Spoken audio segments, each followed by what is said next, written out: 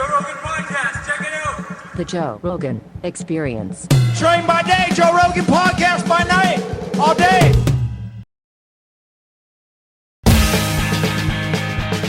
All right. Hello, Alex. Hello. Good to see you again, man. Yeah, good to see you. What's happening? How you doing? I'm just living. I'm doing the Just same living? stuff as always. Crawling giant shit that freaks people out? Yep. That's what I'm trying to do. What is the latest? What have you been up to? I know you're doing a podcast now, right? Yeah, I know. Do you feel a certain satisfaction? I do. Loading? Yeah, I don't know if you remember, but you went off for like quite a long time and like, you should do a podcast, And sure enough, it's like, yeah, I did a podcast. Well, I mean, you have an interesting perspective and you have a fascinating life, you know? Yeah, though actually, we don't really get into it that much. I don't actually talk about myself very much. It was sort of leading up to the Olympics.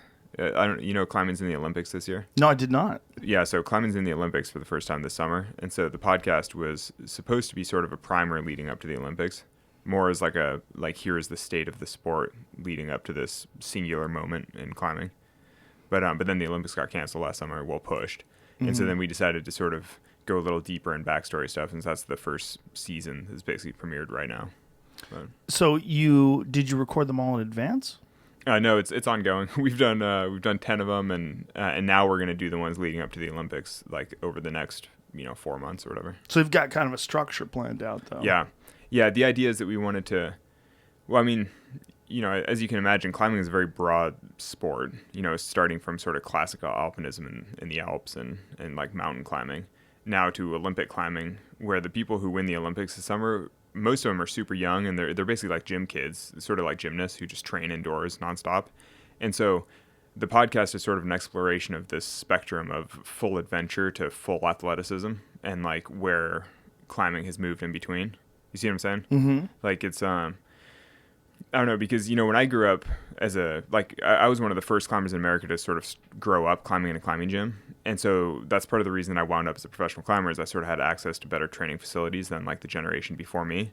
And now we're looking at the next generation who's going to the Olympics, and it's like even more of that athletic background, and it's like it changes the sport. And so a big part of the podcast that we started was basically to see how it changes the sport, and to try to save some of the best stories of climbing. You know what I mean? Like to preserve some of that adventure. Oh, that's great. But What are the events in the Olympics? Like how is it measured? it's a combined format. So in the World Cup circuit for climbing, like there are already established climbing competitions in the world, and normally they do 3 different styles. Speed climbing, difficulty, and bouldering. So difficulty and bouldering are basically just like how high you can climb up a wall before you fall off. Difficulties with a rope, and bouldering is without a rope, but smaller walls. And then speed climbing is naturally just how fast you can climb a set course. So the first one is how high you can climb before you fall off?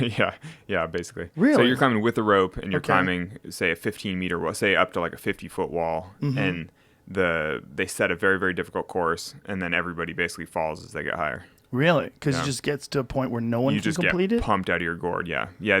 Ideally, if setters have done the good job, then it means that the world champion or whoever wins will wind up making it to the top, and everybody else will fall progressively lower.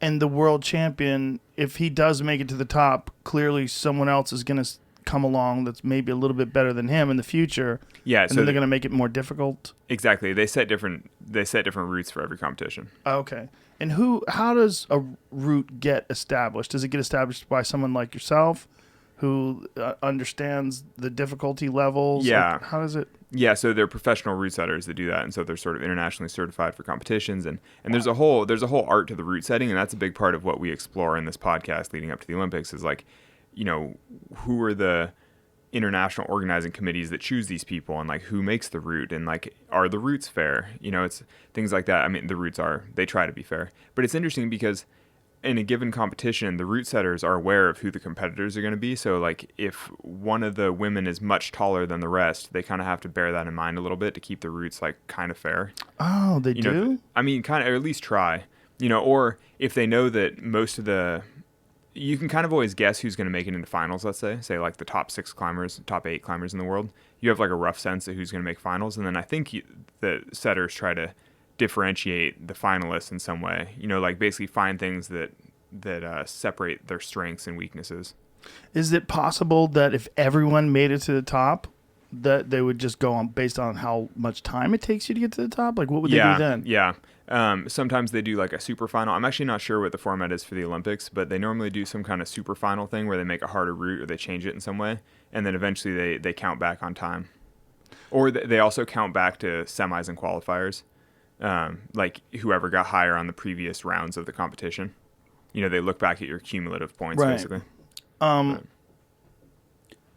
There's no drug testing in regular No, there is. climbing. There is. Oh, not In in the rate. Olympics, Yeah, in I'm the sure, Olympics, of course. right? Yeah. And in the World Cup circuit, there is. Because There actually, is? there are a few very sort of famous stories of some of the best climbers in the world having World Cups taken away for testing positive for weed and stuff. Oh, really? Yeah, Weed? really. Oh, no. Well, but climbers who like don't even care. You know, they just enter the competition like. I don't know. Everybody Am I knows allowed they to tell still stories won. about this out here? Of Like, course. yeah, totally. No, Yeah. like a classic Chris Sharma story. He was like the most famous and best climber in the world for a whole generation, basically. And he sort of won a World Cup by fluke. You know, he just entered and he won. He was like, yeah, because he's the best climber in the world. But then I think they took it away for weed, and he's like, well, yeah, of course, you know. It's so dumb. Yeah, but I mean, not like he cares because he's like, you know, he's the best in the world. It's like they He can take still the medal. won. Yeah, exactly. Yeah, once you like- win, you win. You Yeah, know, I mean, it's- that's- this is. I mean, it's not like he's taking steroids. Well, and a couple Spanish competitors had like a medal taken away for testing positive for cocaine, I think. Really? And, I mean, he had some kind of statement about the using it to relieve the stress of the heavy training volume, all that kind of stuff. You know, basically it was like, oh, it's just partying on the side. And you're like, yeah, obviously it's not performance enhancing. You know, it's like that's recreational, like on the side of his training. I wonder what would be performance enhancing other than like anabolic steroids. Like, what would be performance enhancing for climbing? Would it be something that makes you hyper focused, like a Ritalin or something like that? Or I honestly am not sure. I mean, if there were drugs that vastly improved your recovery, that probably would be performance enhancing because it would allow you to train at a higher volume. right? But even anabolic steroids, I'm not sure if they actually help for climbing because it's so much about strength to weight ratio. Right. And I've heard that and I don't know if this is true, but that some steroid use affects tendons and ligaments. Like you wind up with like damage to connective tissue.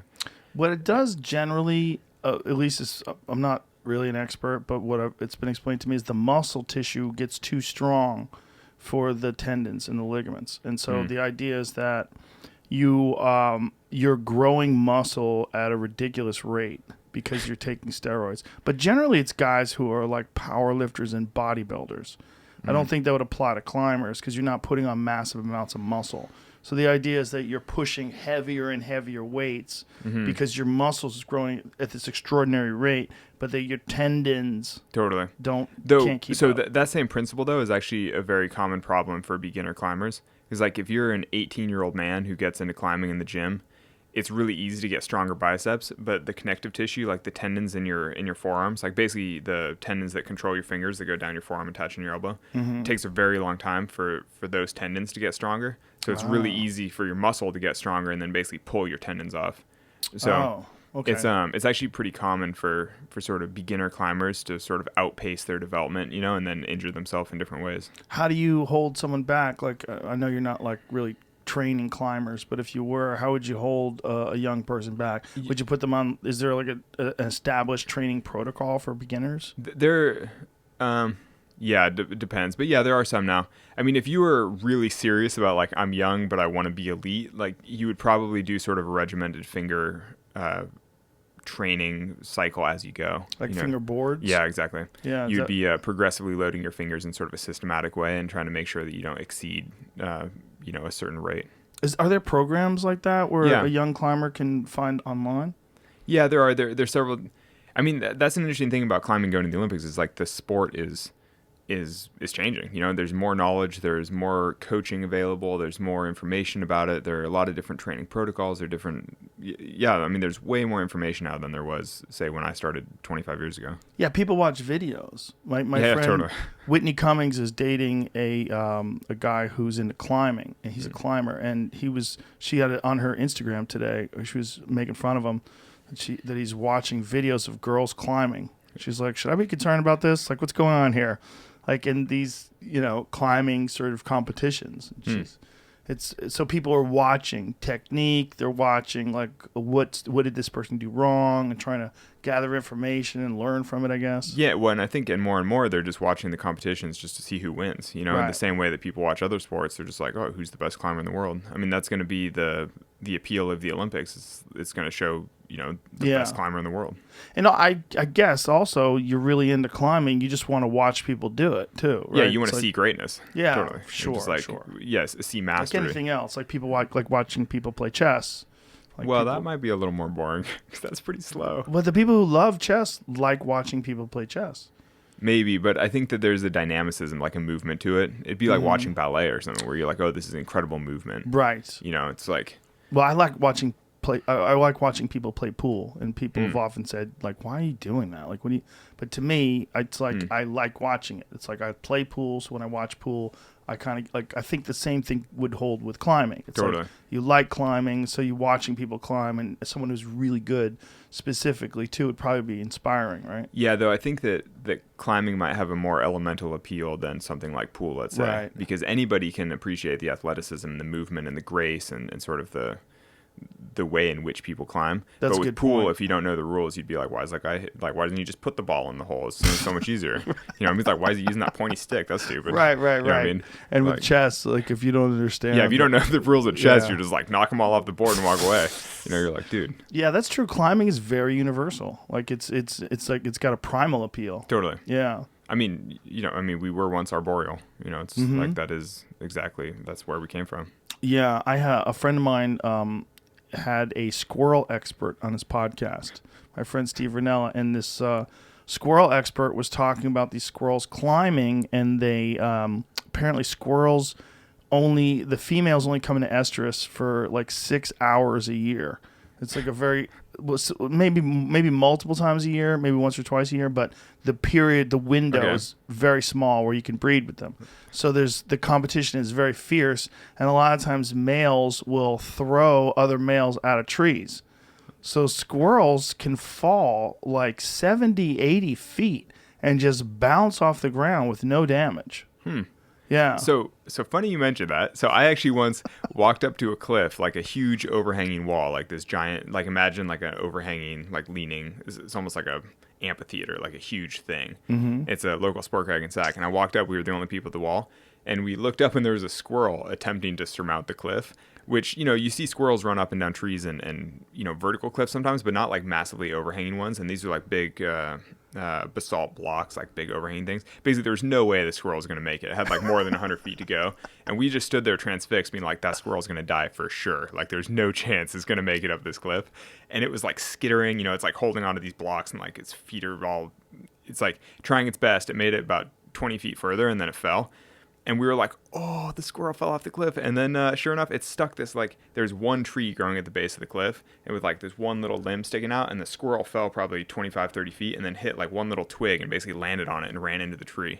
And it was like total, I mean, basically like kind of hit it, you know, as the tree bends, the squirrel just like skitters away and like made it into the tree and stuck the landing. Wow. We were like, that was incredible. You know? But like, we're just standing there like, did anybody see that? It's like anytime you have nature experiences where you see animals basically fall, you know, basically when you see animals struggle in their natural habitat, you're like, that's cool. Right, especially something completely rare, like watching a squirrel fall Totally. from a cliff. Totally. Like I watched a bighorn fall down a talus field once. Whoa. Like, you know, and we were actually admiring the bighorns, like, oh, they're moving so great, because we were having a really hard time getting up this big mountainside. It's like really big challenging boulders, and we're like, this is so difficult. And then we're like, look, those bighorns, they're so graceful. And then one of them fell down and just tumbled down the rocks, and we're like, oh, like even the bighorns have a hard time. There's a gnarly series of photographs that this guy took of a mountain lion encounter with a bighorn, and they both wound up dead on the highway. But the mountain They fell lion, off a cliff or yeah, the mountain lion attacked the bighorn, and they both went off the side of the cliff and landed on the highway. See, you can find that because it's fairly famous series of photographs because it's so intense. That like kind of makes you sad though. It is You're, like sad. sad for the bighorn, sad for the mountain lion. Yeah, it's sad for the sad. driver who's like, holy shit! It's Yeah. like two large animals fall out of the sky. Yeah, that's it. Oh, That's it. jeez. So they're both like leveled on the side of the highway, and wow. there's quite a few photos like that. The What blood is coming that? out of the horn is where his horn came off. Jeez. So his horn came off from the impact, and you see it there. Bighorns Yeah. don't lose their horns like a deer does, and then the mountain lion dead too. Yeah, It's kind of a small mountain lion. he's got in his mouth the fur from the bighorn. Yeah. Isn't that wild? That is. Oh, that's so gnarly. Bones poking out. I mean, that is a fucking giant fall. Does it say where? I think it's in California. No, Utah, Montana. Okay. Jeez. Wow. Fighting on the mountain and fell to their immediate death. Jeez. Man, that's wild. That is. Also, well done Googling that so quickly. Yeah, it's a fairly Jeez. famous series of photographs because it just shows you how difficult life is for those animals. I'm like, now do we take a moment of silence for that poor mountain We lion? prob- for both of them. Poor bighorn. Yeah. I'm like, oh, that's kind of dark. Yeah. A friend of mine my friend Josh had an encounter with a mountain lion just 2 days ago. Really? He was on a ranch in Northern California, and he saw these deer just skirt, like take off. They just hauled ass out of there, and he was 100 yards away from what he described as a 200-pound mountain lion. He said Wow. it's the biggest mountain lion he's ever seen in his life. Has he seen many? Because Yeah. I've never seen one. I've seen two. tracks everywhere. I've seen I've been around mountain lions a ton and never seen one. Yeah, Like, I've seen two, but the ones I saw were small. I saw one that looked like it was pretty far away. It was like small dog size, not small dog size, like 50, 60 pounds. And the second one was basically the same size. The second one, though, one of them I saw in the mountains of Colorado, and the second one I saw was in Santa Barbara, and it was on the street. like full suburbia. Yeah, full I suburbia. know that's the funny thing about mountain lions. Yeah, they eat dogs. Yeah, it's funny. Just the other day, I was like hiking up a mountain, and we passed some bighorns, and then we were like strolling uphill, and we followed cat tracks for probably half a mile up. Oh, wow. And like big, fresh in the snow, cat tracks. So you're like, obviously there are mountain lions around, but I've never seen one. Like probably because they're always right behind me. They're always looking at you. Yeah, like, yeah, this exactly. guy's crazy. No, I was gonna eat that dude, but I wanted to watch him climb. yeah. I wish. How often are you doing these free solo climbs? I'm working on things. Yeah, Yeah. like fairly frequently. I don't know. I was just on this expedition in the jungle in Guyana. It was like a National Geographic TV show thing, and I free soloed the wall we put up just because the type of rock we were on, no one's ever soloed a wall like that before. So I felt like since we were there, felt almost an obligation to do it just for like this climbing history. You're like, oh, if you're there and you have the opportunity, you kind of have to. Now, when you see something like that, do you make a route first with ropes always? Yeah. So because we were there, it's a whole like complicated National Geographic TV thing. So we were there with a biologist. We're like studying these endemic species of the tapuis. There's like this whole interesting natural history component to it, or sort of biology component. But we were just trying to climb this mountain that had never been climbed before. So the priority is obviously just to get up it, to like find these species of frogs, to like do all the things that are important for the TV show. But then because I was there, I was like, oh, on the side, I can at least do something that I'm proud of in climbing that's also pretty cool.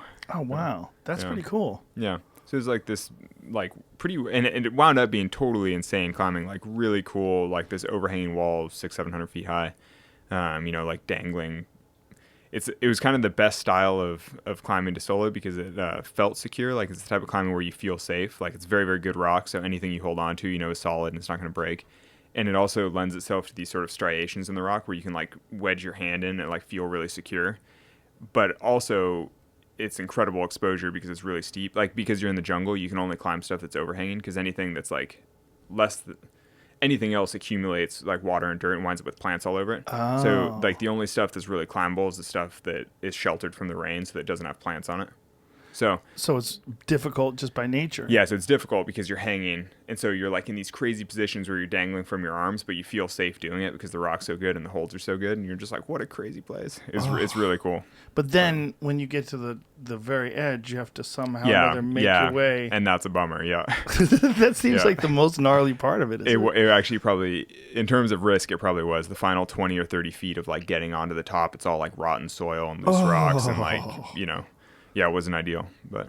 How do you decide which way to go when you get to something like that? Just what's the most likely path to success? Yeah, well, so in that particular case, we had already established the route, like because it was this TV thing, we'd already climbed it. We'd put ropes up it. We'd like worked on it. The camera guys had gone up and down. We'd like camped up on this ledge to look for these frogs.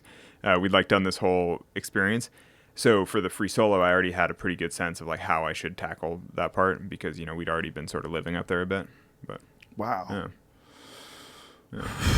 But I'm like, what do you do in February? That like that was my February. So these frogs, like the idea is it really an excuse to climb, or is it like are you really there for the frogs to check out these weird species? It's a little bit of both. Yeah, well, I'm like, I know this is a long form show. Do you want to go deep into it? Because sure. It's actually really interesting. Yeah. So, all right, long form. So. Okay, the trip is crazy. I mean, we just talked about the whole time. I read freaking 8 books while we were there because it's the jungle and, it's the tropics, so it's dark from 6 to 6 every day. It's like 12 hours of dark, and we're in our own little hammock, so I was just in my cocoon, like, reading books every day. And so... With like a headlamp? Yeah, by headlamp, because you have nothing else to do. It's, like, raining, and you're just in your own little, like, personal cocoon, just, like, reading. But, so I read, like, Natural History of Guyana, Natural History, like, sort of the geology. So, like, have you seen the movie Up, like the Pixar or Disney movie, the cute thing with the flying house and the balloons? Yeah. So that's all modeled on like where they fly to the big rock things with the waterfalls. Those are tepuis, which are like real things in South America. That's in Venezuela, Guyana, and the northern part of Brazil. Or if you've seen the new Point Break they filmed down there on the same rock features. I didn't see that. But so you're not missing anything. No? It's really bad. But a lot of my friends worked on it, so it's cool, and it is like an incredible climbing place. Out of respect for Patrick Swayze, I just yeah, exactly. Yeah, you didn't miss anything. I actually fell asleep watching it on a plane. It was really? When you fall asleep during an action movie, you're kind of like, come on. Yeah.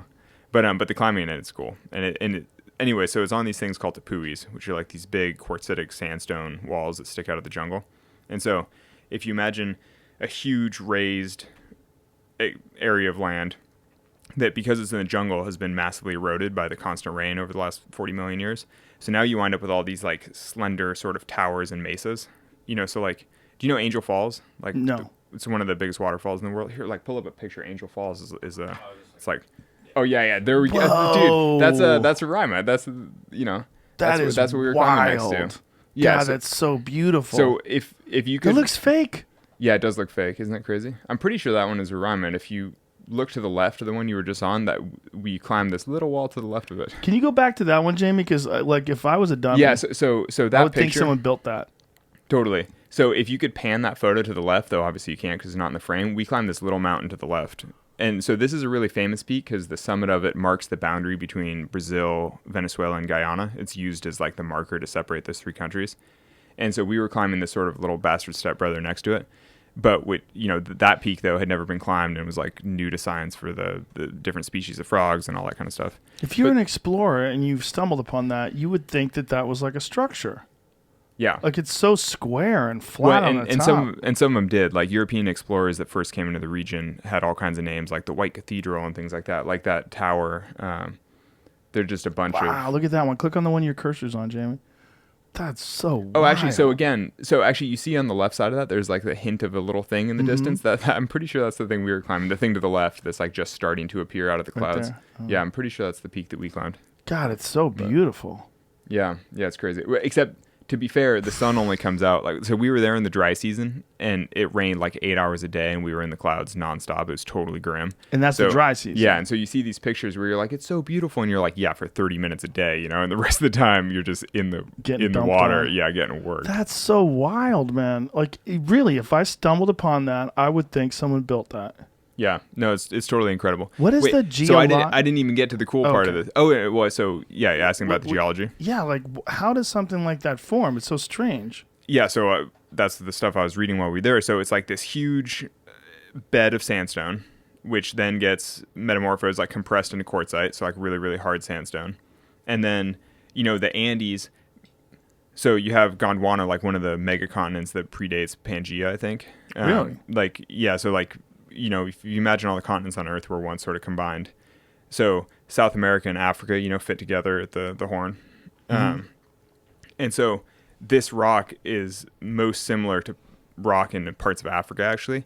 And part of what makes the biology there so interesting is that the creatures on the summit of some of the tepuis are more closely related to creatures in Africa than they are to the ones in the jungle below them, because the summits have been separated for so long.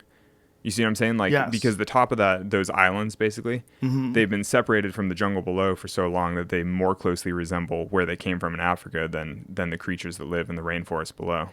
It's like this totally incredible, I mean, it's just an interesting part of Earth. Are you aware of the Olmecs? Do you know what the Olmec civilization was? No. The Olmec it's quite a mystery. They don't exactly know what they did or what their culture was all about, but they had these heads that they left behind, these sculpted gigantic stone heads that resemble African people. That's not the Easter Island stuff? No, that's different. Okay. That's different.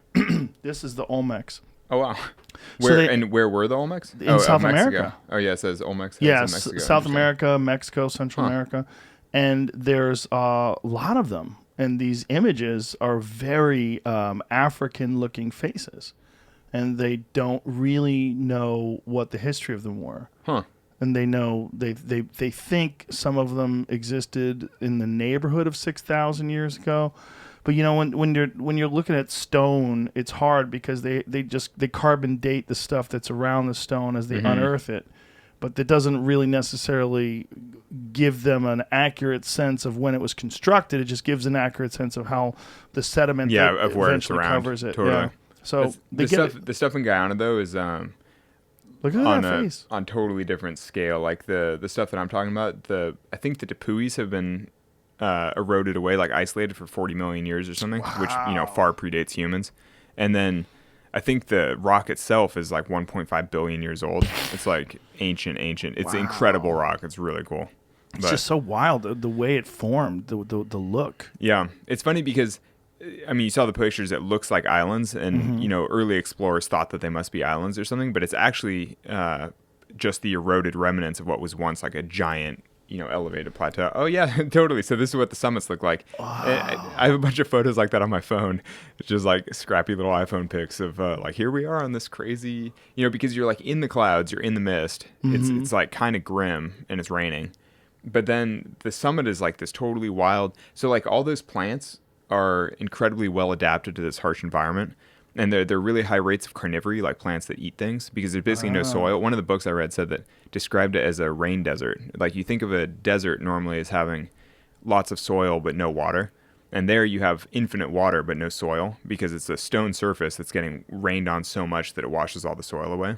Oh wow! So for any of the vegetation to live there, they basically all have different strategies where they're rooted straight to the stone, and then they eat. They eat bugs and things. They eat insects, or they eat other plants, or they lots of plants that grow on plants, and it's just like a whole crazy web of life that's like really different than what you expect normally. It's weird because it's so abundant.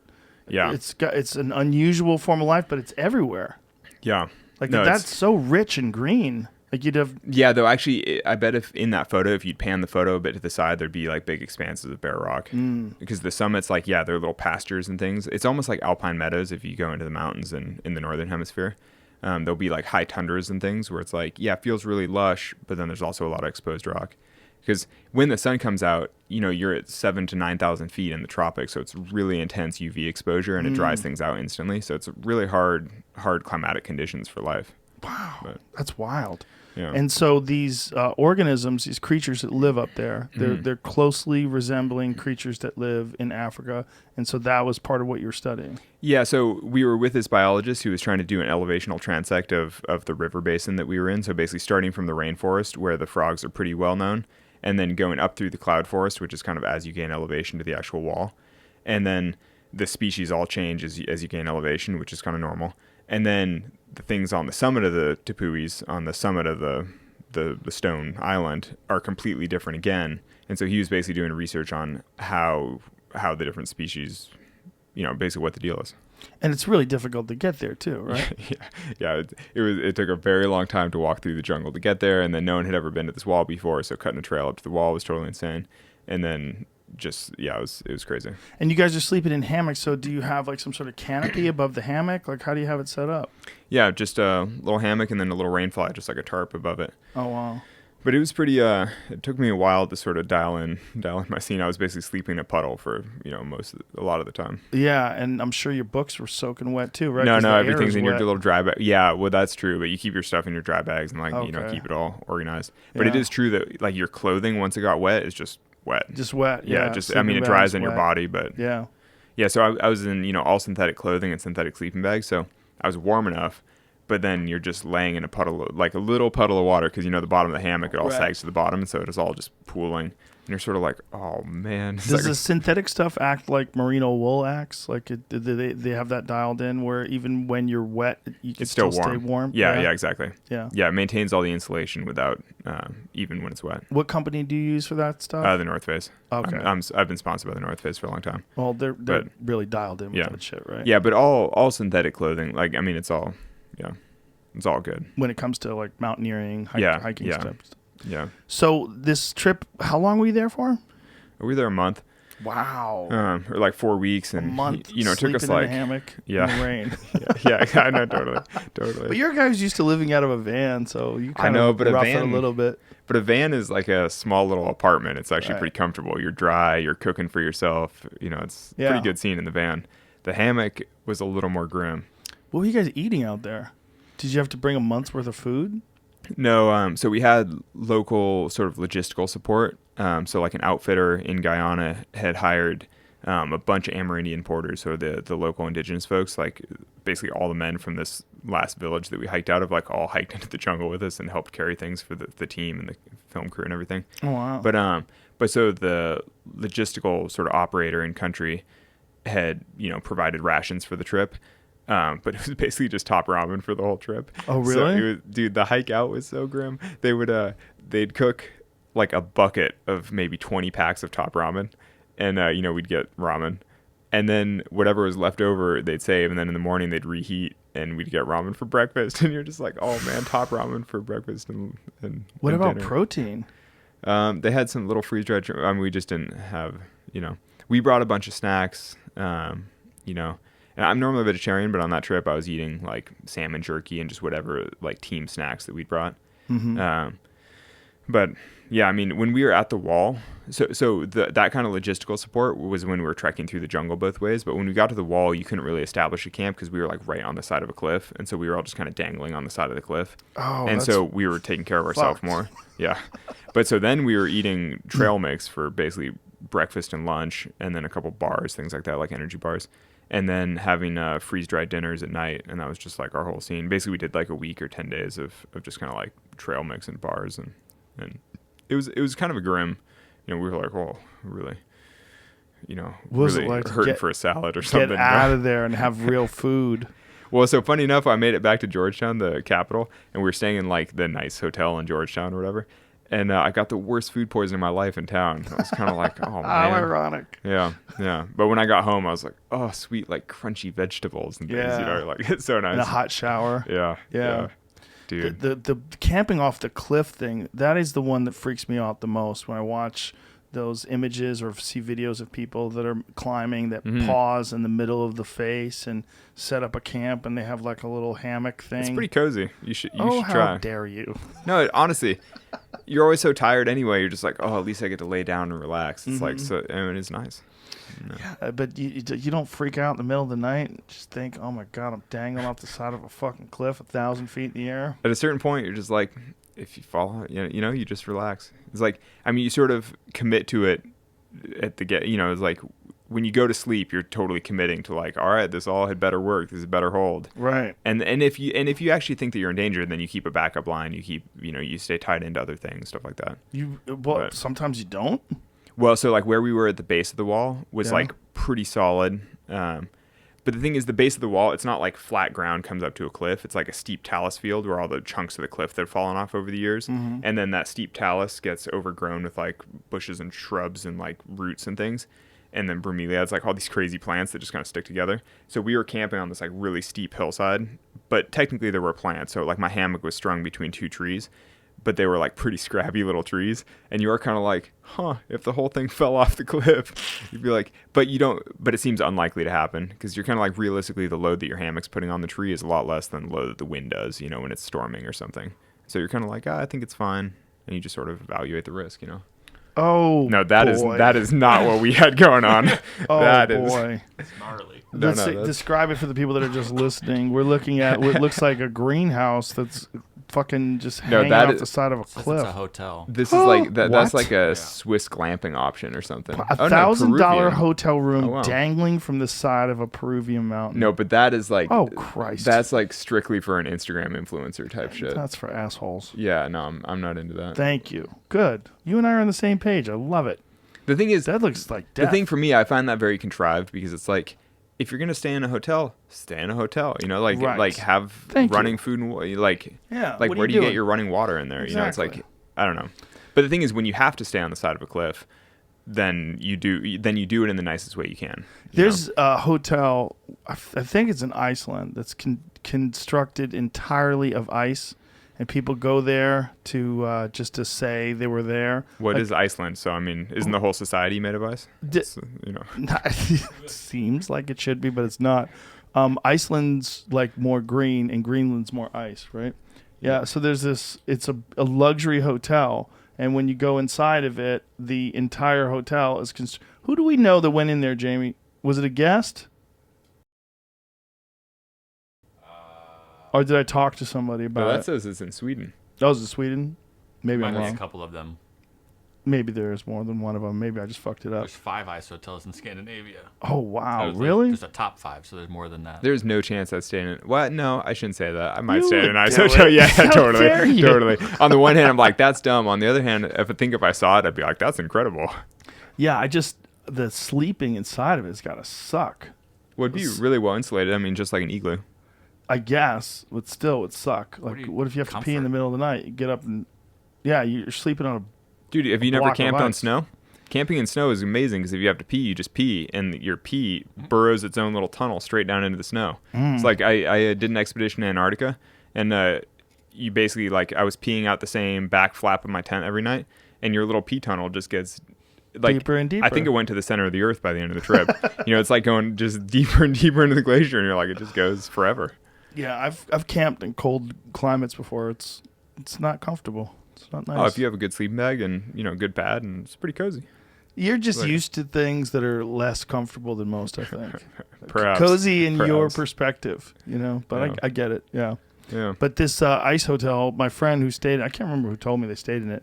They did it one night just to say they did it. They were with their kids too. Sounds like David Blaine then. I think David you're right. I Blaine, think classic. you're right. I think I know you're David. Right. Yeah, he's great. Yeah, dude. Yeah, he For him, an ice hotel is like a normal thing. He's like, he probably just lay there on the ice the whole time just to see if for he days, could. just to see if he could. He's Yeah. a strange person, right? Yeah, totally. Strange and powerful at the same time, like a very unusual human being. Dude, I met with him years ago now because he was. Did you see his like Real or Magic documentary? No. It's really good. I would totally encourage you to watch it. But basically, it's all these like sort of magic tricks, except they aren't actually tricks. They're just like, I'm allowed to curse, right? Yeah. Yeah. That's They're like hilarious. these fucked up things that he does that people assume must be magic, but aren't. Like he puts an ice pick through his hand. I a bunch put of an times. ice pick through his arm. Oh, well, there you go. That's like the same Yeah, kind he of like. made me. Yeah, exactly. I'm like, come on, man. What are we doing here? Exactly. No, exactly. And you're like, you hope it's a There trick, you guys but it's are. like, Look at you. dude, exactly. Ta-da. Dude, he bought me an iPhone randomly. Did he It was really? one of those classic things. I forget. So I met him in New York for this thing for Real Magic because he was talking about maybe doing a climbing thing.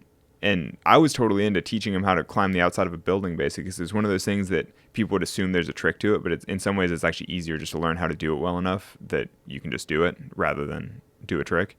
You know what I mean? Like, because that's kind of the whole thing with the ice pick is people assume there must be a trick to it, but you actually just do this crazy thing. You just learn how to do it right. Right. And so I went climbing with him a few times, and he gave me a tour around town and we chatted and stuff. I don't know. I was totally into his whole scene. I was like, such mind over matter. I was like, wow, he has got a strong mind for just like making himself do things that other people would think are impossible / Yeah, it's too just unpleasant. mostly his mind, mostly the ability to deal with uncomfortable feelings. Yeah. Like the ice pick through the arm. Like, we had to stop because I hit a nerve, and then we did it again. So it hit a nerve, and then there was one point in time where after we did it, he was concerned that maybe blood was pooling up in a weird way, so he had our medic look at it.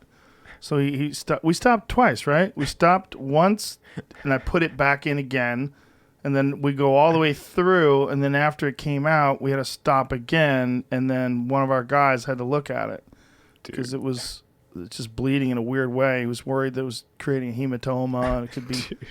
I'm like, come on, man. If you ever watch the show, Real or Magic, whatever, it's really good. But in one of them, like, he puts the ice pick through his hand, and then he pulls it out, and he's like, look, see, it's fine. And it's like, and it looks totally fine, like it's not bleeding. It's because your hand is so elastic or whatever. But I asked him about it. I was like, oh, what's the deal with that? Because you pull out, it's like, is it a trick? And he's like, no, you pull it out, and as long as you're holding your hand above your heart, it doesn't bleed for a little bit. He's like, but then when you put your hand down, obviously it bleeds because you have fucking a hole through your hand. I was like, oh, Jesus. I was like, that's not much of a trick. That's messed up. But one of the things that he showed us was there was a guy that was famous back in the day for putting swords through his body. The guy would run. Like the whole way? The whole way through like his a really, organs. really narrow sword? Yeah, a small, but they got progressively larger as Until he got more progressively deader. Is that how he died? Do you remember, Jamie?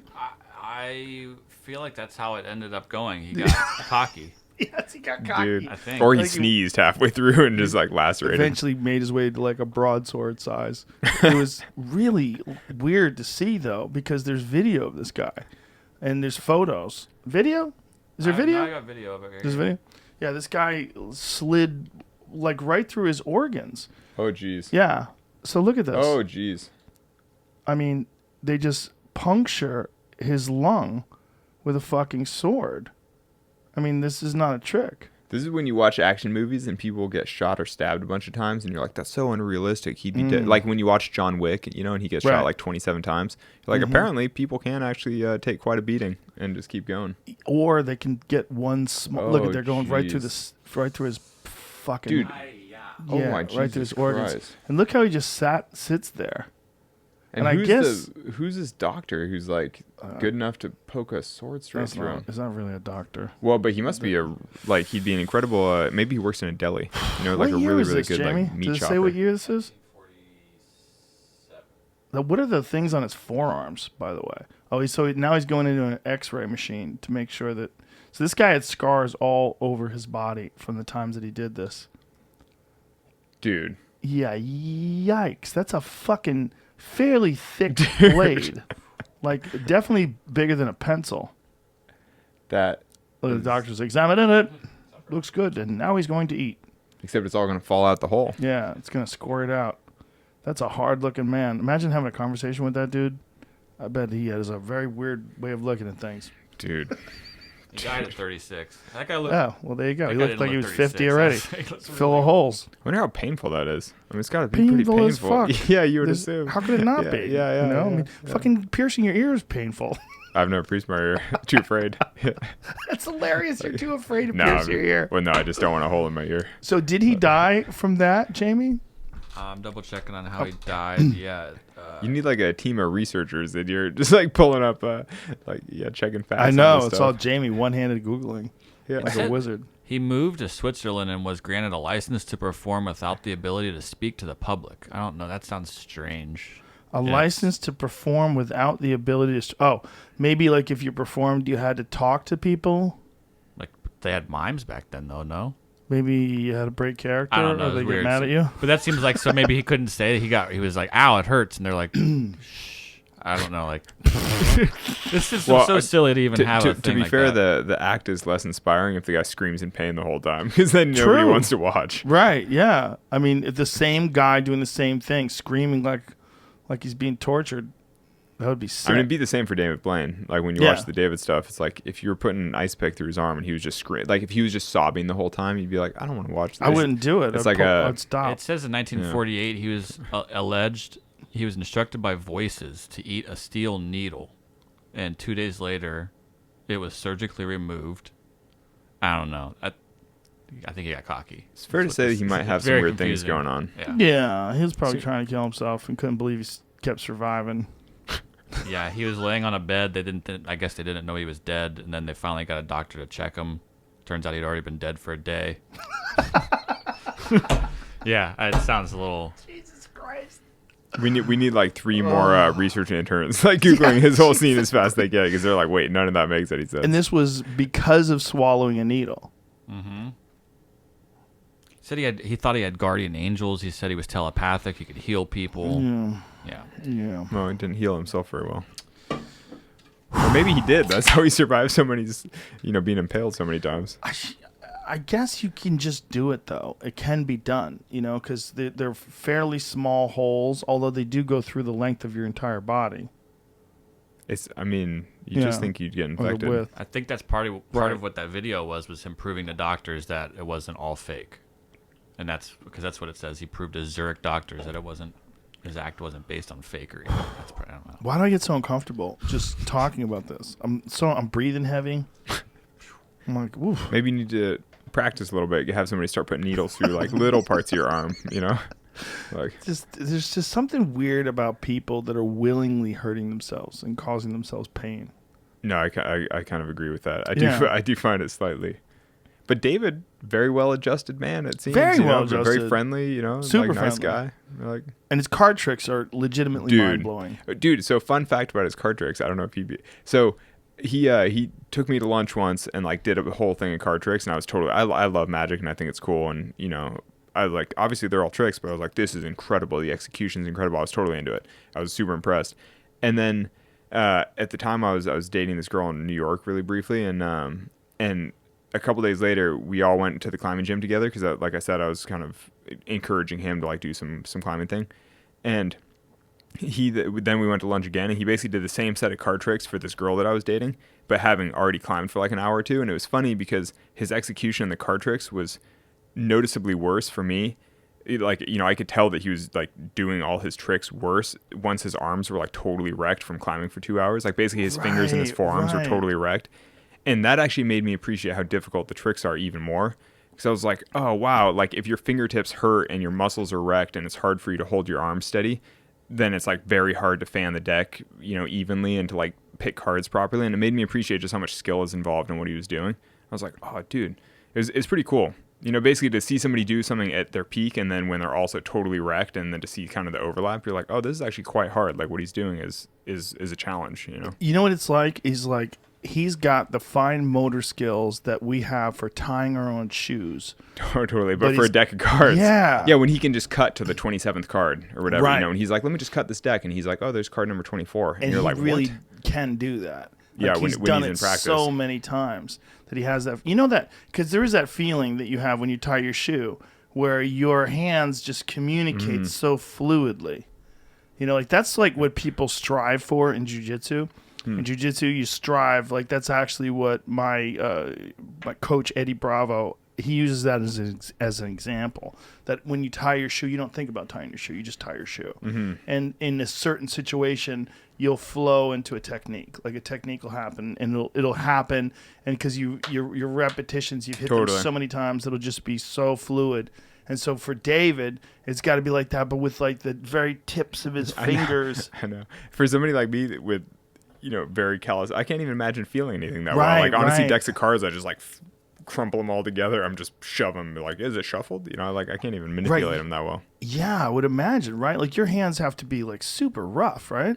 Yeah, normally pretty rough, and then also just really calloused on the tip. So I mean, often I can pick up like hot things and like not really notice it quite the same way, or things like that. Of course. I mean, if you're grabbing very coarse rock all the time, it's like you have to wind up with really callous fingertips. Of course, yeah. But so then something like manipulating the edge of a card, it's like I can't even imagine feeling it. Have you seen? There was a guy that was on this television show called Dual Survivor, and he was known for walking. Is that what it's called? Dual Survivor, I think. One of them goofy survivor shows. That's the sequel to Soul Survivor? No. It was these two guys would go together, and they would, and the idea was that they would help each other out. But his feet, he always walked barefoot everywhere. Like he never wore shoes. So the bottoms of his feet were thick, like a giant, thick, fat piece of leather. See if you can. That kind of thing, though. I mean, there's one of the bottom is the middle image. You can see the bottom of his foot is just like this disgusting I'm kind of not into that because I mean, you know, there are probably a billion people on Earth that basically don't have access to footwear. You know, like there are a billion people on Earth who do that just because that's how they live. Right. And dude, it's funny because I've been thinking a lot about this kind of thing because, you know, having just spent the month of February in Guyana with we had all these Amerindian porters helping us carry all the stuff in for the show. And I was thinking a lot about survival shows in the U.S. because it's so popular to be like, oh, we're surviving in the woods. And you're like, dude, there are at least tens, if not hundreds of millions of humans on Earth that basically live in survival shows like that. You know, that's just their day to day. Yeah. It's not a survival thing. They're like, that's a freaking Tuesday. You know, they're like, oh, I'm going to wander into the woods with my machete. I'm going to cut some stuff down and make myself a little shelter. I'm going to start a fire, even though it's raining. It's like, whatevs. Yeah. And being on this trip and like watching the Amerindians and just how easily and effectively they could live relatively comfortably in the jungle, it made a total mockery out of reality TV style survival stuff, you know, because we'd get to a new camp zone and you see like 8 or 10 guys just kind of like fan out with their machetes and kind of like chit chat. And like an hour later, there's a camp erected with a fire going and water boiling and they've all changed clothes. They're all clean. They're all happy. They're dry. They're like having a good time.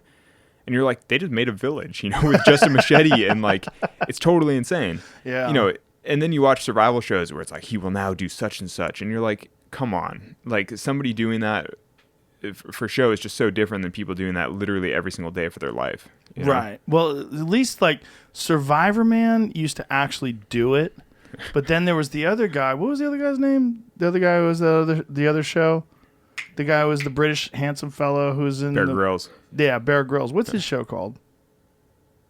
Well, he's got one now called Running Wild with Bear Grylls, which I know because I did it with him last year or 2 years ago, which actually is cool. But that's more like an interview style show where he takes people on like, experiences.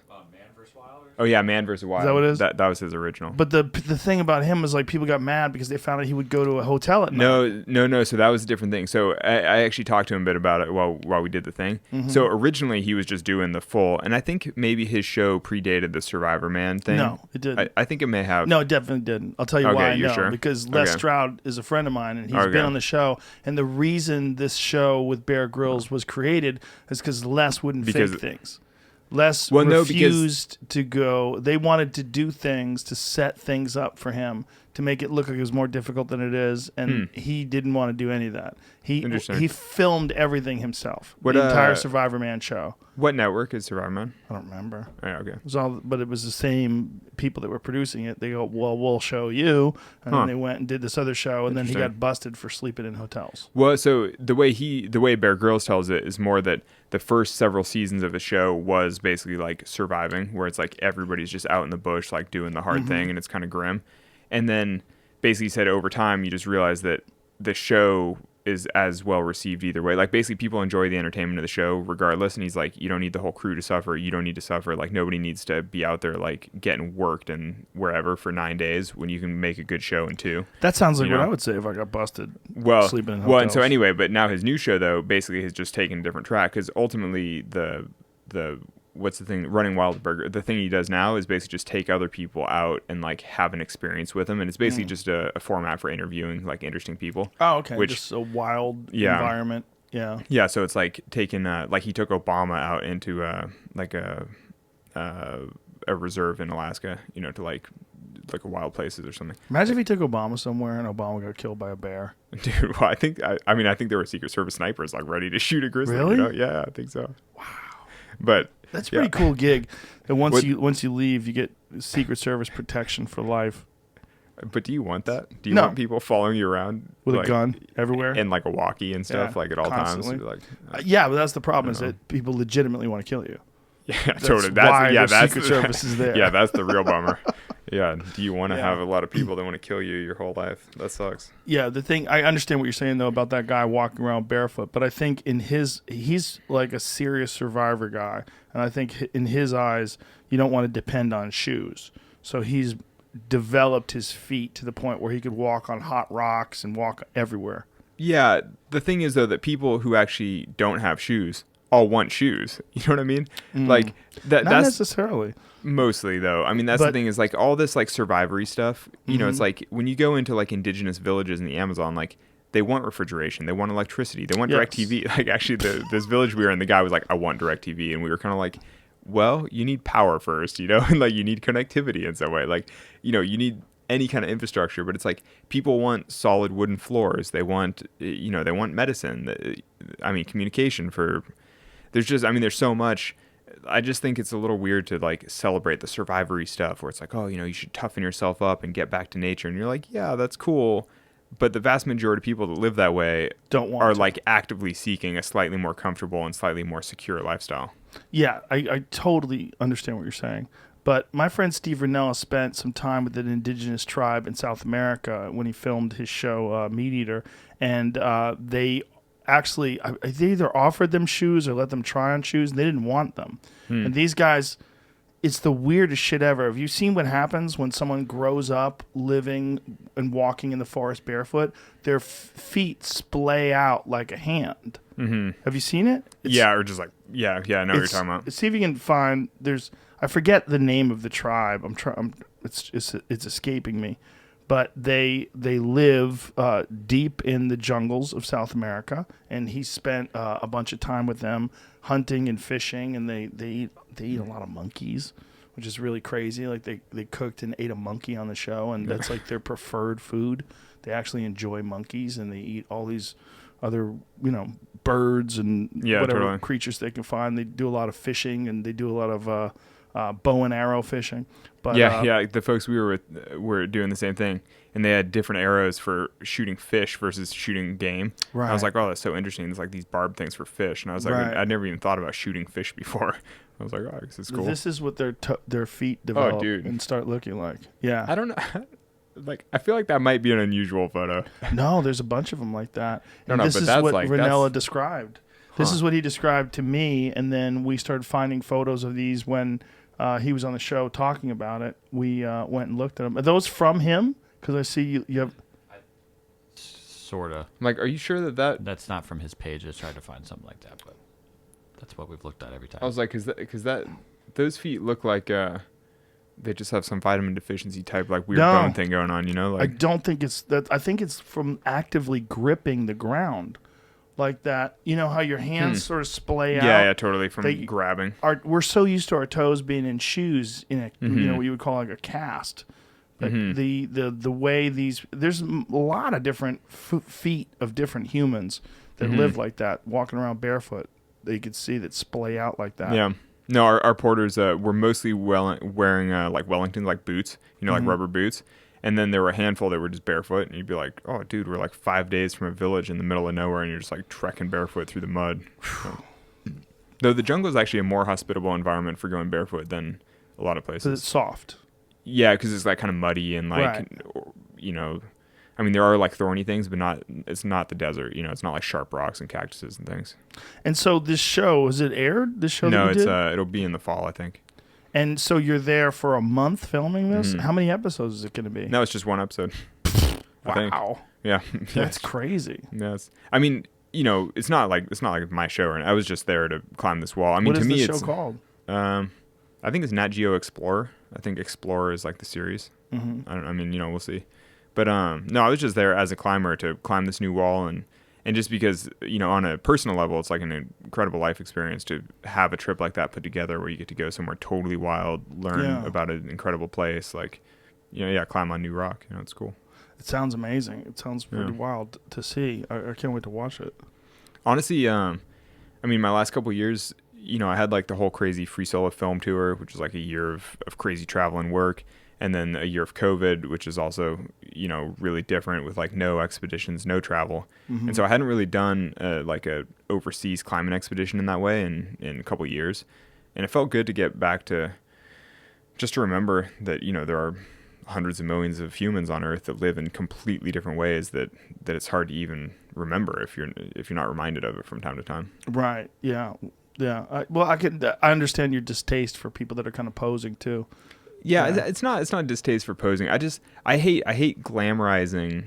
I hate looking backward too much. You know what I mean? This whole like, oh, we should get back to our roots, like back to nature, all that kind of stuff. Because it's like people who live in nature, full stop. They might appreciate it. They might love nature in its way, but they still want like a lot of the stability of modernity. You know what I mean? Like there's a reason that people have developed power grids and like communication infrastructure and all those kinds of things. Like it's because it makes life safer and more comfortable. For sure. And it's like. And on the whole, humanity has embraced all those things. So I kind of hate the backward looking, like, oh, we should just get back to our roots, like like the Thoreau style, like, get rid of all this stuff. You're like, no, like we have all this stuff for a reason. It's freaking great, Well, we have all this stuff for a reason because human beings have a deep fascination with innovation. And some of it, you could argue, makes our lives less happy, though. I don't know. When you get to social media, when you get to, like, constantly staring at screens, when you get to living in cubicles off of fluorescent lights. Totally. There's an argument about it. Yeah, that kind of, like, nitty-gritty stuff, yeah, it's like perhaps social media makes your life less rich. But having a power grid, having communication, like having a roof, having, food, roads, like all those things are incredible. Yeah, and if they bring extra attacks on our attention, then, so be it, basically. And then it just requires discipline to not fall into those traps. Yeah. And also, an understanding of the path that you choose can lead to deep disappointment if you decide to live that cubicle life. Like, understand that this is not normal for people. So this is somewhat close to cubicle life, actually. This thing? This is, first of all, completely voluntary. No, of course. But I mean, the actual, the feeling of, like, we are inside this tiny little thing. Yeah, we are inside a weird thing. But you've seen the new one. You're one of the rare people that's seen the new one, which is a little bit bigger. But have you ever seen Werner Herzog's documentary, Happy People? No. It's Life in the Taiga. It's about people that live in Siberia. Oh, they're not. It can't be happy people if you're in Siberia. They're very happy. You'd be shocked. I mean, that's the point of the film, I guess. Yeah. The point is, these people are trappers and hunters and well, they're no gathering really, but they're hunters and fisher people, and they live in the taiga, which is like the woods tundra. Of Siberia, and it's like this incredibly harsh environment, and they rely on dogs and sleds, and they make their own skis, and they have most of these guys have snowmobiles, and they have a trapping run that they go from one place to. They have these cabins that they have set up with are they plastic windows. Are they the indigenous people of that area? Like they're human. Are they like Russians? They're Russians. Yeah, okay. Yeah, and they're really happy. It's really weird, like. You see them all together laughing, and there's like very few instances of mental health issues, and they live this subsistence lifestyle. The subsistence lifestyle though is just so on edge. You know what I mean? Like through all of human history, most subsistence, basically human groups that live in that way are always like one famine away from death, basically. Sure, or one broken leg away from death. Exactly. Yeah, exactly. Especially if you're in the woods, right? Yeah, I mean, you might not make it out. Yeah, I mean, where we were in the jungle, totally, you break your leg, and it's like, oh, it's a 6-day walk to civilization. With people carrying you. Yeah. But that happened to Ashley Judd. Did you hear about that? No. What? Yeah, it's just like last week. Really? Yeah, she was in the Congo, and she was doing some stuff in the rainforest with the pygmies, and she fell. I think she fell, like tripped over a log and snapped her leg. And it was a harrowing experience to get her out. And I think she almost lost her leg. Dude. Yeah, it was a big deal. Do you know how many days or like how far they had to carry her out or like what happened? It was a long journey. And I'm pretty sure she might still be in the hospital. She was fucked up, though. That's crazy. And they said that she may be crippled for life, and she came very close to losing her leg. And they showed, like, pictures of it. I wonder if that's happened before where, like, an A-list celebrity actor or actress loses a limb in a terrible accident. Seems like it would really... Almost the first. She was almost the first. I know. I'm like... there must be some examples of that, but that seems unusual. Reeve. Yeah. That was a horrible accident. Yeah. He became paralyzed with the neck down for the rest of his life. But see if you find photos of Ashley Judd's leg, because she was in the Congo. One of my good buddies, Justin Wren, he runs a nonprofit where they go to the Congo and build wells, and we actually help support it. It's Fight for the Forgotten, and it's this incredible thing that he does where he's got malaria 3 times doing it. He spends months and months and months at a time. They're carrying her out here. Yeah, so they had these poor dudes. Those guys are not very stout either. Skinny little fellas. Yeah, but I bet And they're very strong. I I mean, bet they're strong as that's the fuck. whole thing. Like in Yeah. all parts of the world, like so you just wind up with like, Look at Wow, her that's- leg. Look at how they have it like strapped together. Like she's fucked. I don't know how long it took her, but I'm pretty sure it was like It said 55 hours just to get to a hospital or to something. get checked. I think. dude, 55 Yeah, hours. 55 hours with a broken leg. You know, those guys were going in shifts every, Yeah. every 30 minutes of carrying a full-grown woman. They're just like, I oh know. man, Crazy. wow, Yeah. that's tough. Rough on her. I once had to carry a partner for 4 hours out from a mountain after he broke his heel. But that's a lot different than 50 hours out from the jungle, you know? 'Cause Yeah. we could actually see the road, but it's just 4 hours of hiking to get there. How did you carry him on your shoulders? Yeah, just piggyback, just carried him like a... Wow. Actually, it was dark and we didn't have headlamps, so I would take our backpacks with an iPhone and like walk down to sort of scout the path and then dump our stuff and then go back and pick him up and then carry him down. Whoa.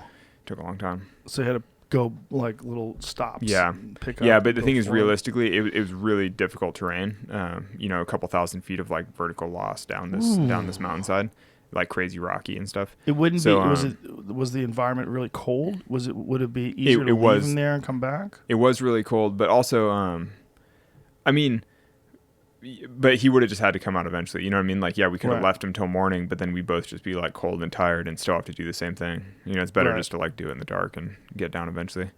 But yeah, it was really cold. That was in Red Rock outside of Las Vegas. Oh, really? Yeah, it's like home area now. It gets cold as fuck out there It at gets night. very cold. You Yeah. live in Vegas now? Yeah. I think we talked about that the last we time. met. were Yeah, here. I would have been living there like a year or two last time we chatted. Okay. But now I'm like I fully just live in Vegas. I'm totally into it. It's awesome. Vegas is weird with the lockdown, the quarantine. It's come back to life now. Actually, I haven't been to the Strip at all. At all since you've moved there? No, for all of COVID. Oh, all of COVID. We, Yeah. we drove right at the beginning of lockdown. We drove the Strip like right when it was all happening, and it was completely empty, like ghost town. And then it had all the flashing neon signs saying like, "Wear your mask and we'll get through this together." And I was like, "This is the beginning of a zombie movie." You know, Right, like, there's right. like no one on the street, and there are all these like apocalyptic lights still going. Like, "Stay safe. We'll see you on next time." And you're just like, dude, I just wanted to see a zombie come running out of like the entrance to the Bellagio or something. I was like, this is crazy. Yeah, we got to the door of Zombieland. That's what we got. We didn't get into Zombieland, but we got to like, oh, I could see where Zombieland is. Totally. We almost knocked on the door to Zombieland. Yeah. Weird shit, man. But it was weird. Vegas was particularly strange because it relies entirely on tourists. That's the entire business, is people visiting Vegas and going and gambling and doing all that stuff. So the first couple events that we did with the UFC there were no crowd. And you would drive around in Vegas and you'd see no one on the streets, like the occasional car. And I'm like, God, this seems so strange. Around the Strip, I bet. But Mm-hmm. like where I live in suburbia, over on the west side of town by the mountains, it like feels pretty normal. I mean, traffic's a little lower, but it's basically just people living and like getting food and doing their thing. So, yeah.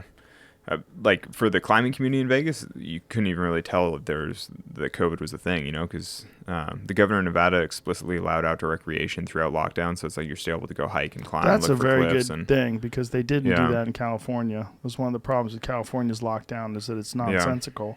And when they were trying to pretend that it's science-based, if it's science-based, you would know that the science says that that COVID dies almost instantly with contact with sunlight. So I know why that- can't that- people go outside? I know that kind of bummed me out with all the like locking down public beaches and stuff. It's like, Yeah, yeah, it it's makes sense that you ridiculous. don't want people congregating in big crowds necessarily, but it's like if you're going to lock down, you have to do it sustainably in a way that like people can actually live that way. And like going Yeah. outdoors is kind of one of the best ways to make it sustainable. Because Not like only people that- can spread out, they can still feel happy and like, get And some you sunlight. get It's vitamin like- D, which is one of the Totally. best things to combat COVID.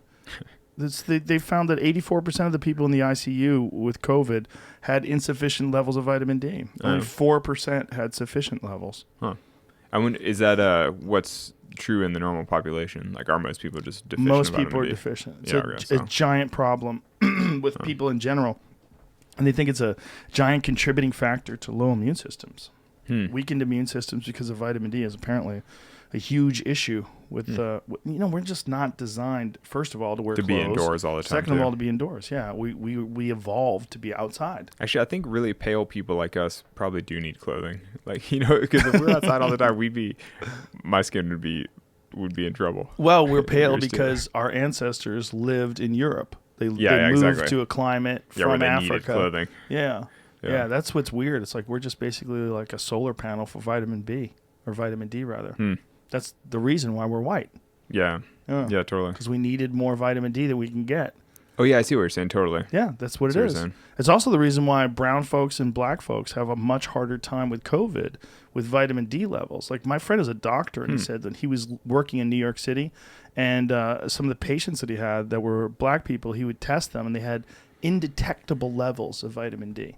That's interesting. Yeah, is because that cold Is environment, it true that the cloudy. dark-skinned folks generate less vitamin D? I mean, I Yeah, guess, from the sun. Yeah, from the sun. Because vitamin D is one of the rare things that we actually require sunlight to generate. And the reason why black people have it, obviously, is when you're from really hot climates, Totally. your body is Or actually really sunny needs to climates. be protected, Yeah. and you're getting plenty of vitamin D, but your body's protected from the dangers of the sunlight with more melanin. And so the darker skin gives you less vitamin D, but you're getting plenty because you're outdoors, because you're in the sun so much. Totally. and you probably a lot of your skin is exposed. Yeah. Yeah, so Yeah, he was I never even explaining thought about that. to me how important it is for darker skinned people to supplement with vitamin D. It's a huge issue. Huh. Yeah. And just most people need vitamin D. Yeah, I mean, if you're living indoors all the time, it's kind of like, I mean, it's tough. Well, it's a hormone too. That's what's weird about vitamin D. It's not really a vitamin. It's a hormone. Yeah. Yeah. They call it vitamin D, but it's an actual hormone. And it's Isn't it, responsible for like, a lot of different things in the body. Not just your immune system, but it's brain function. It's responsible for muscle tissue development. There's a lot going on with vitamin D. I've never even thought about it that much. I'm just like, I know you're a vegetarian, but do you supplement? Do you take vitamins at all?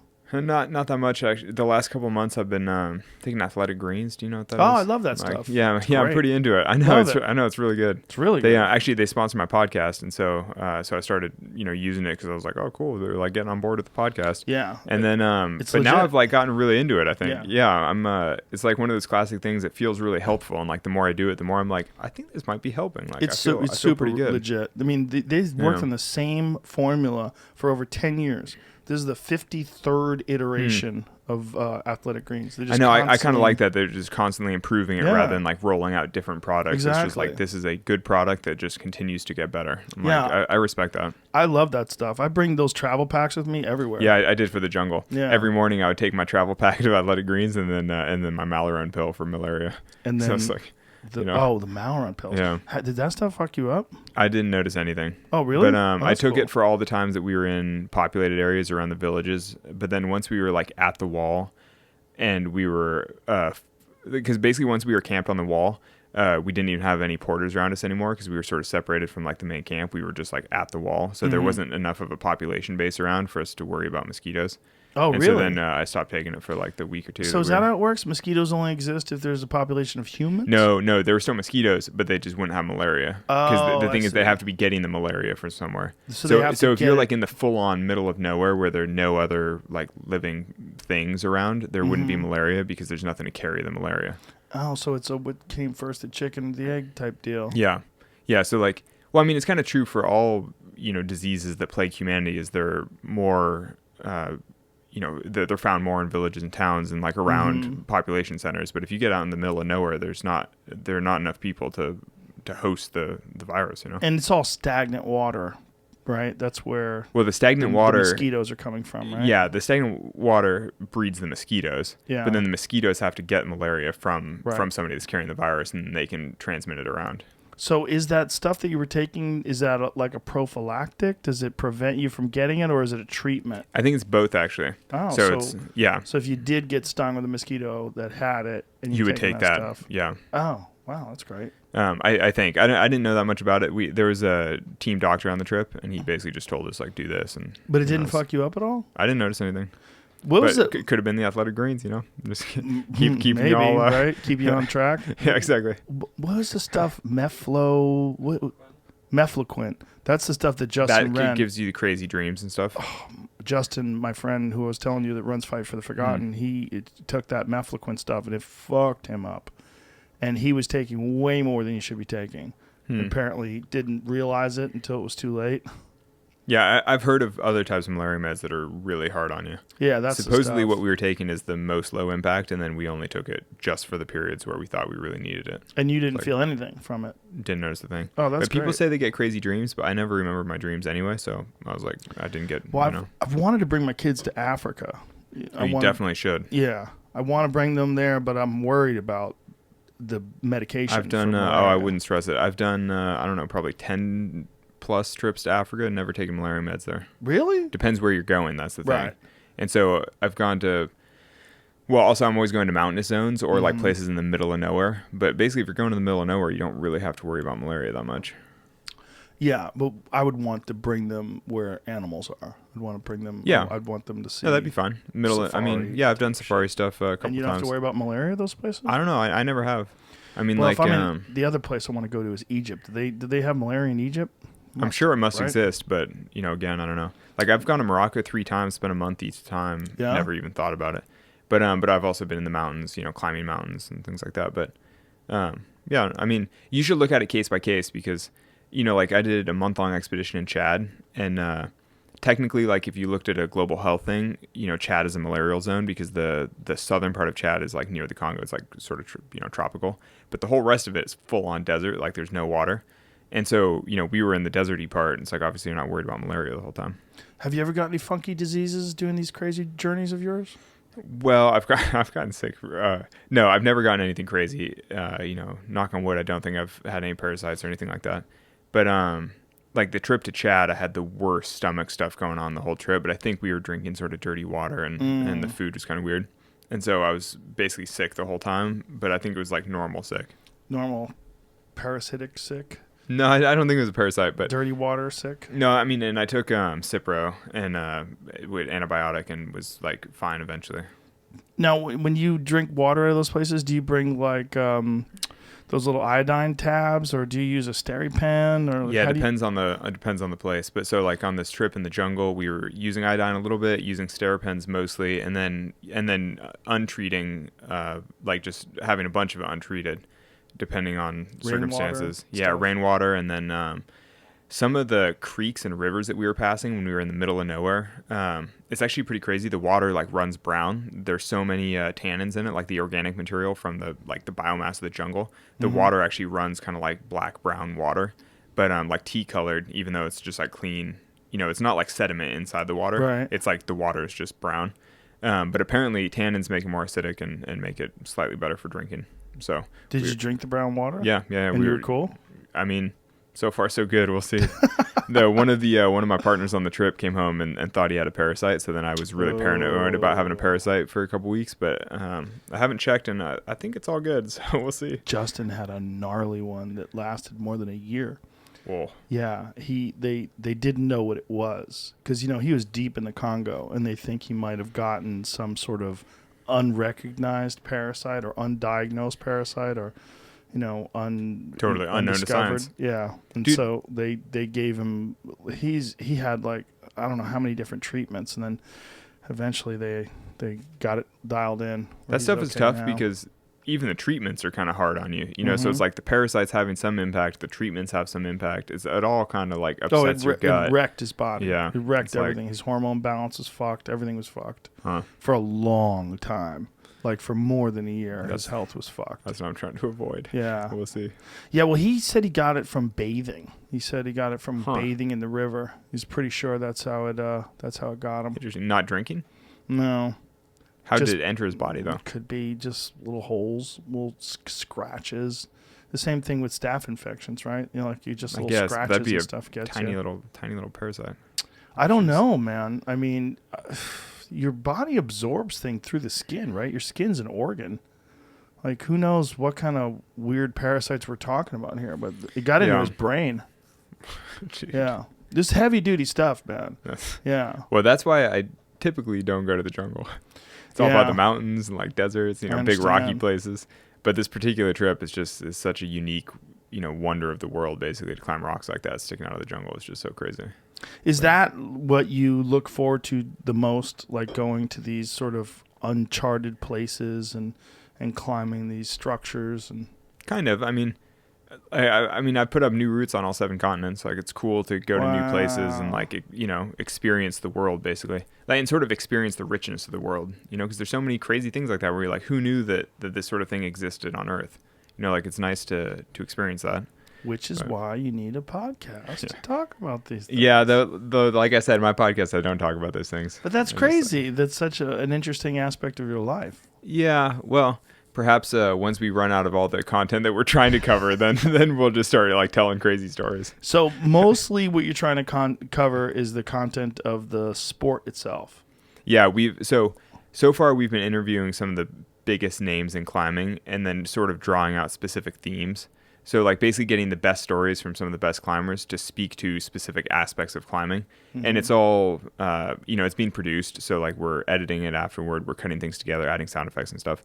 But basically trying to tell very specific stories about like how the sport started, how different aspects of it came to be. We're trying to be a bit of an educational resource for people who are interested in climbing but don't totally know where it's come from or like what's happening with it.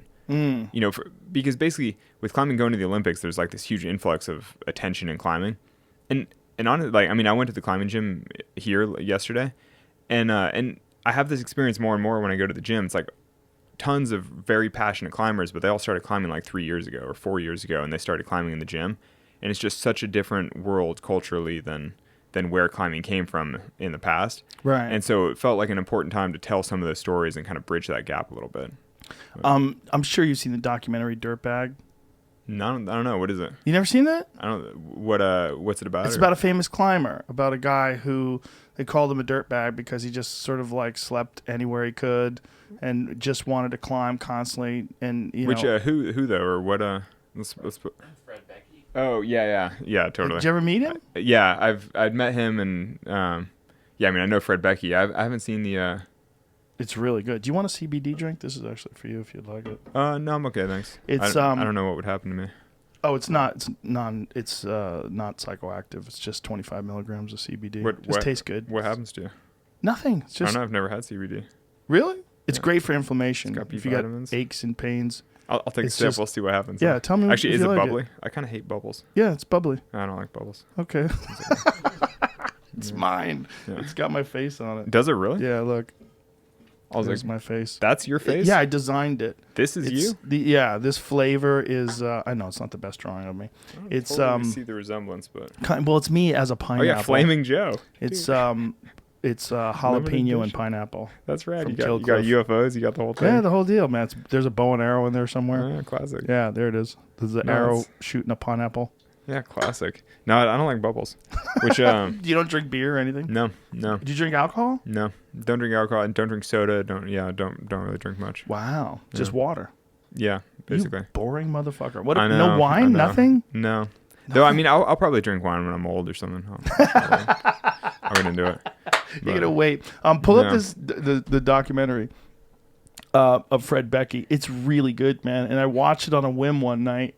I was just flipping through iTunes and I just saw it. I was like, "What is this?" And then I watched a preview of it, and I'm like, I'm fascinated by people that are really into a thing, whatever that iconoclast. thing is. Yeah, yeah. And this guy was just absolutely absorbed with climbing his whole life, and never gave a shit about making any money. And all he cared about was making these routes and then writing these routes down. And he had these insanely detailed handwritten notes that he kept in boxes. And he had like stacks and stacks of these notes of all these different places that he climbed.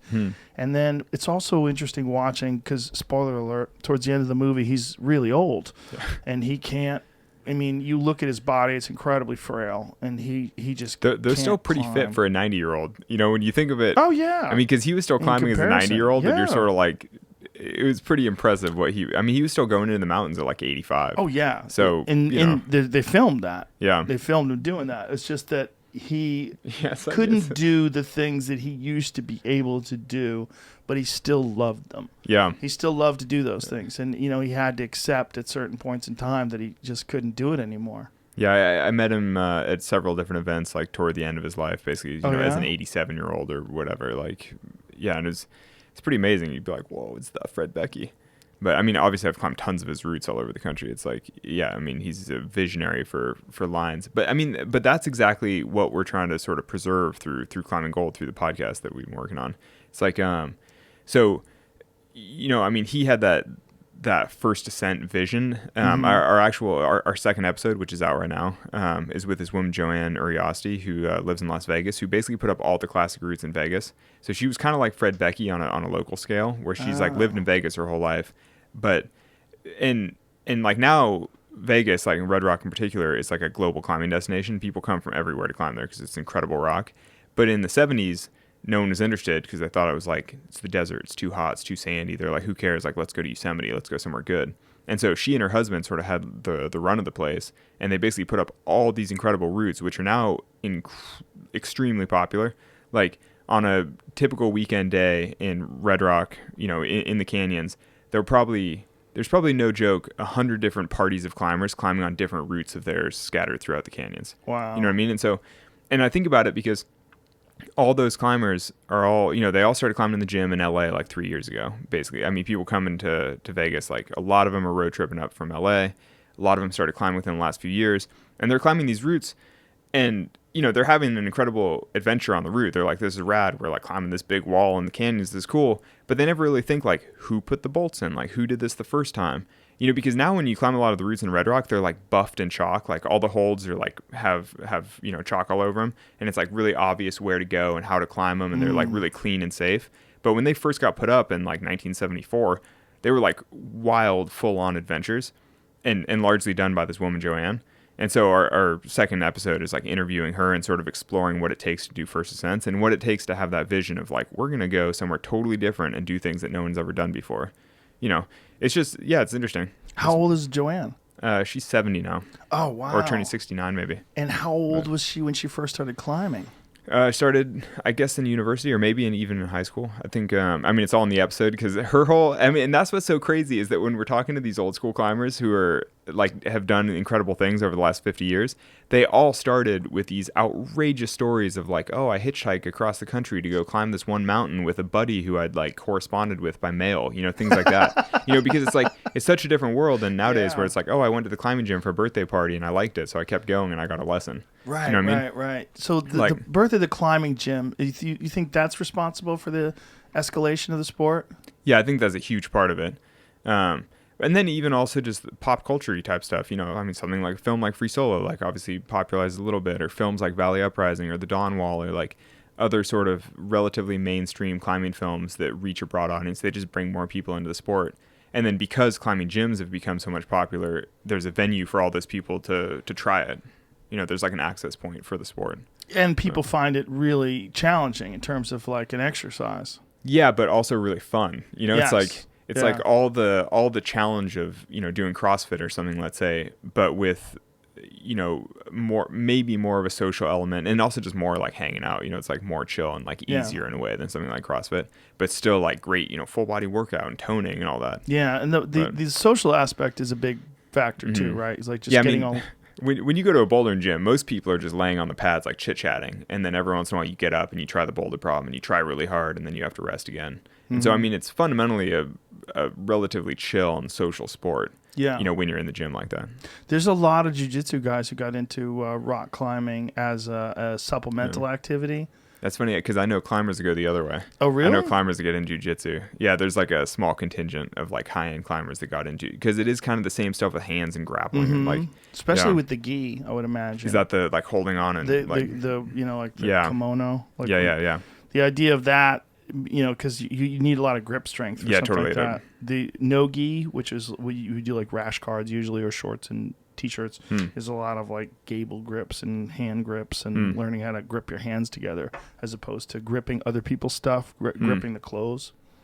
But the jiu-jitsu guys find it like a great supplemental exercise for hand strength and ability. The whole idea is, you know, using your own body weight. Like they like that idea of it too, because you're not packing any weight on. It's like adult gymnastics, but more Right, fun and like yeah. more relaxed and Yeah. like slightly more cool, you know, like especially right now, it's like going through a cool moment where people are like, oh, that's a fun new like sort of edgy thing, but not too, you know, because when I was a kid, it was edgy, but it was like too edgy because no one knows what it is and they all think it's weird. Right. You know, now it's like edgy in a cool way, and you're like, oh yeah, let's go do that. It is funny that climbing has been around for so long as a human activity, but then as a sport and now as a popular sport, it's experienced this renaissance.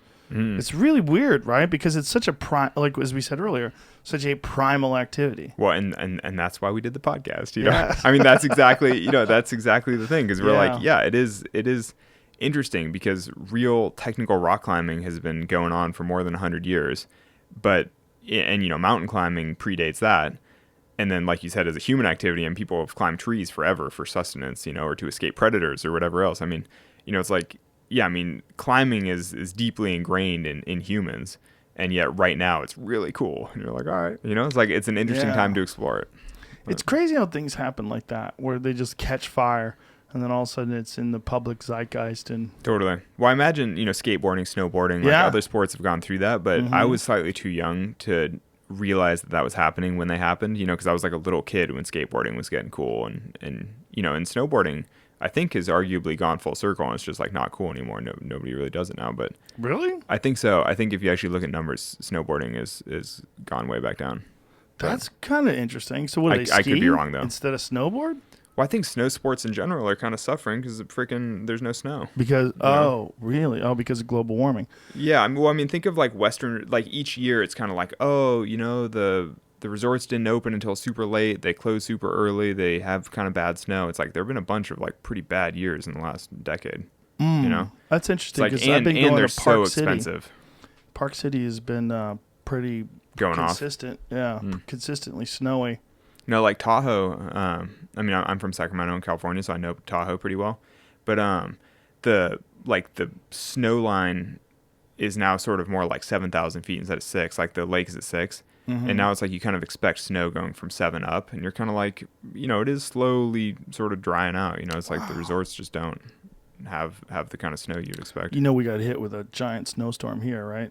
In Austin? Oh, yeah. Dude, but that was while I was in the jungle. Oh, really? Yeah, well, so funny enough. So while I was in the jungle, so I came out and I had like a mountain of email, and I had an email from my utility in Nevada that was like entitled, could what happened in Texas happen here? And I was like, what happened in Texas? Then I do a little Googling, and I was like, Jesus, what happened in Texas?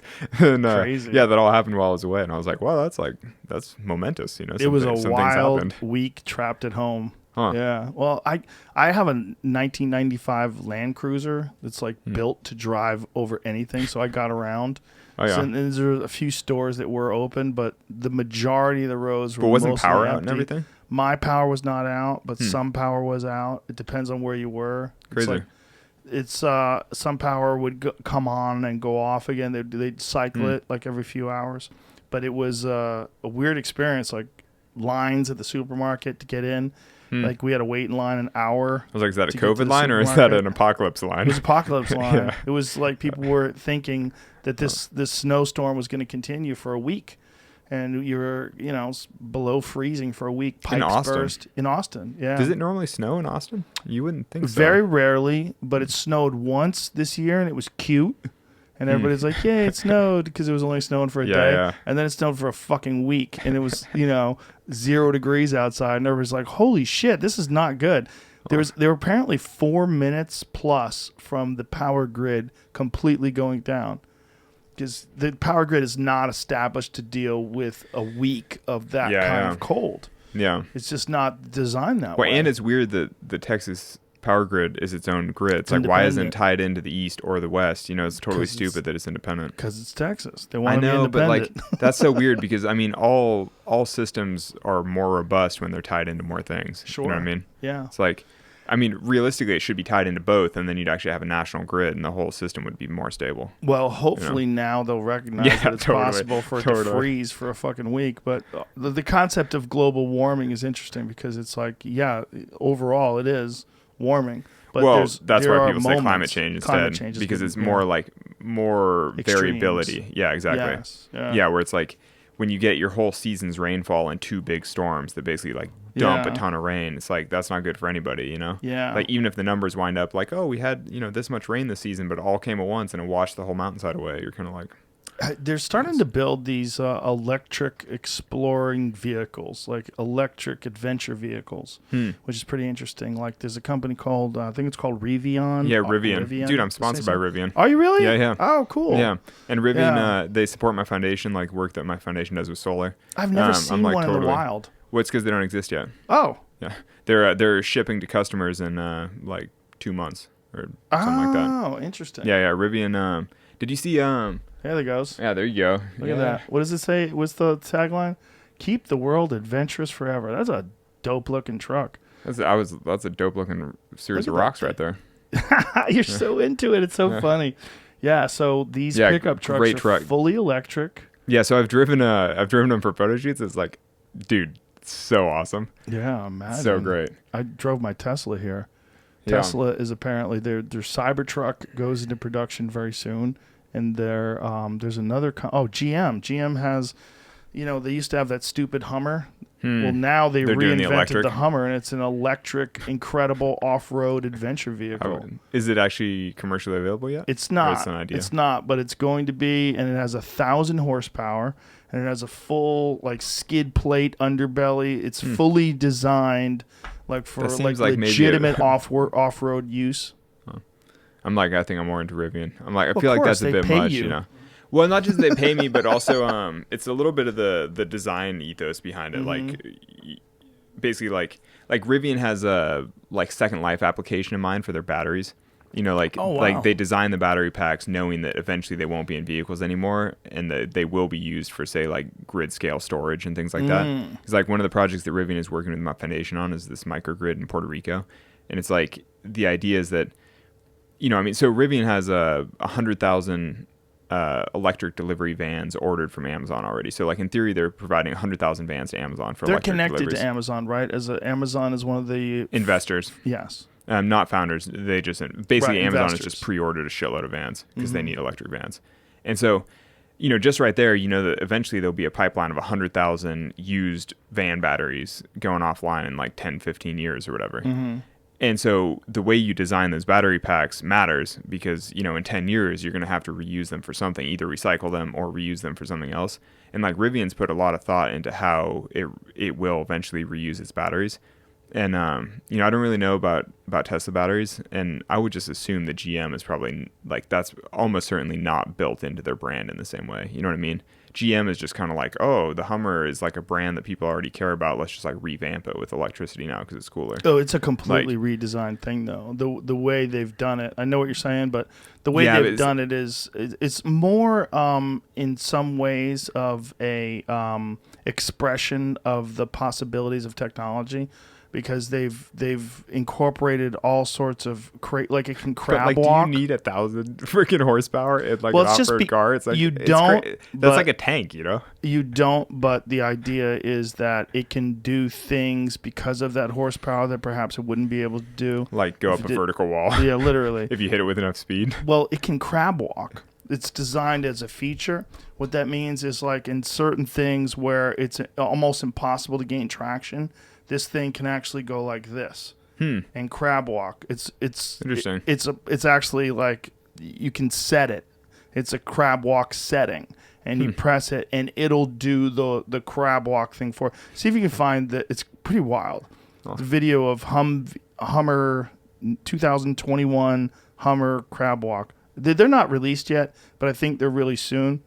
And then another thing I want you to look up after that, Jamie, there's a new startup that I think is Austin-based that has developed a new kind of battery, or they're in the process of developing a new kind of battery that has a 1,500-mile range to it. So this is this thing. Like, see, so this is what it looks like. See, it's not outrageous looking, but Yeah, they no, have two different models, and one of them, the roof comes off.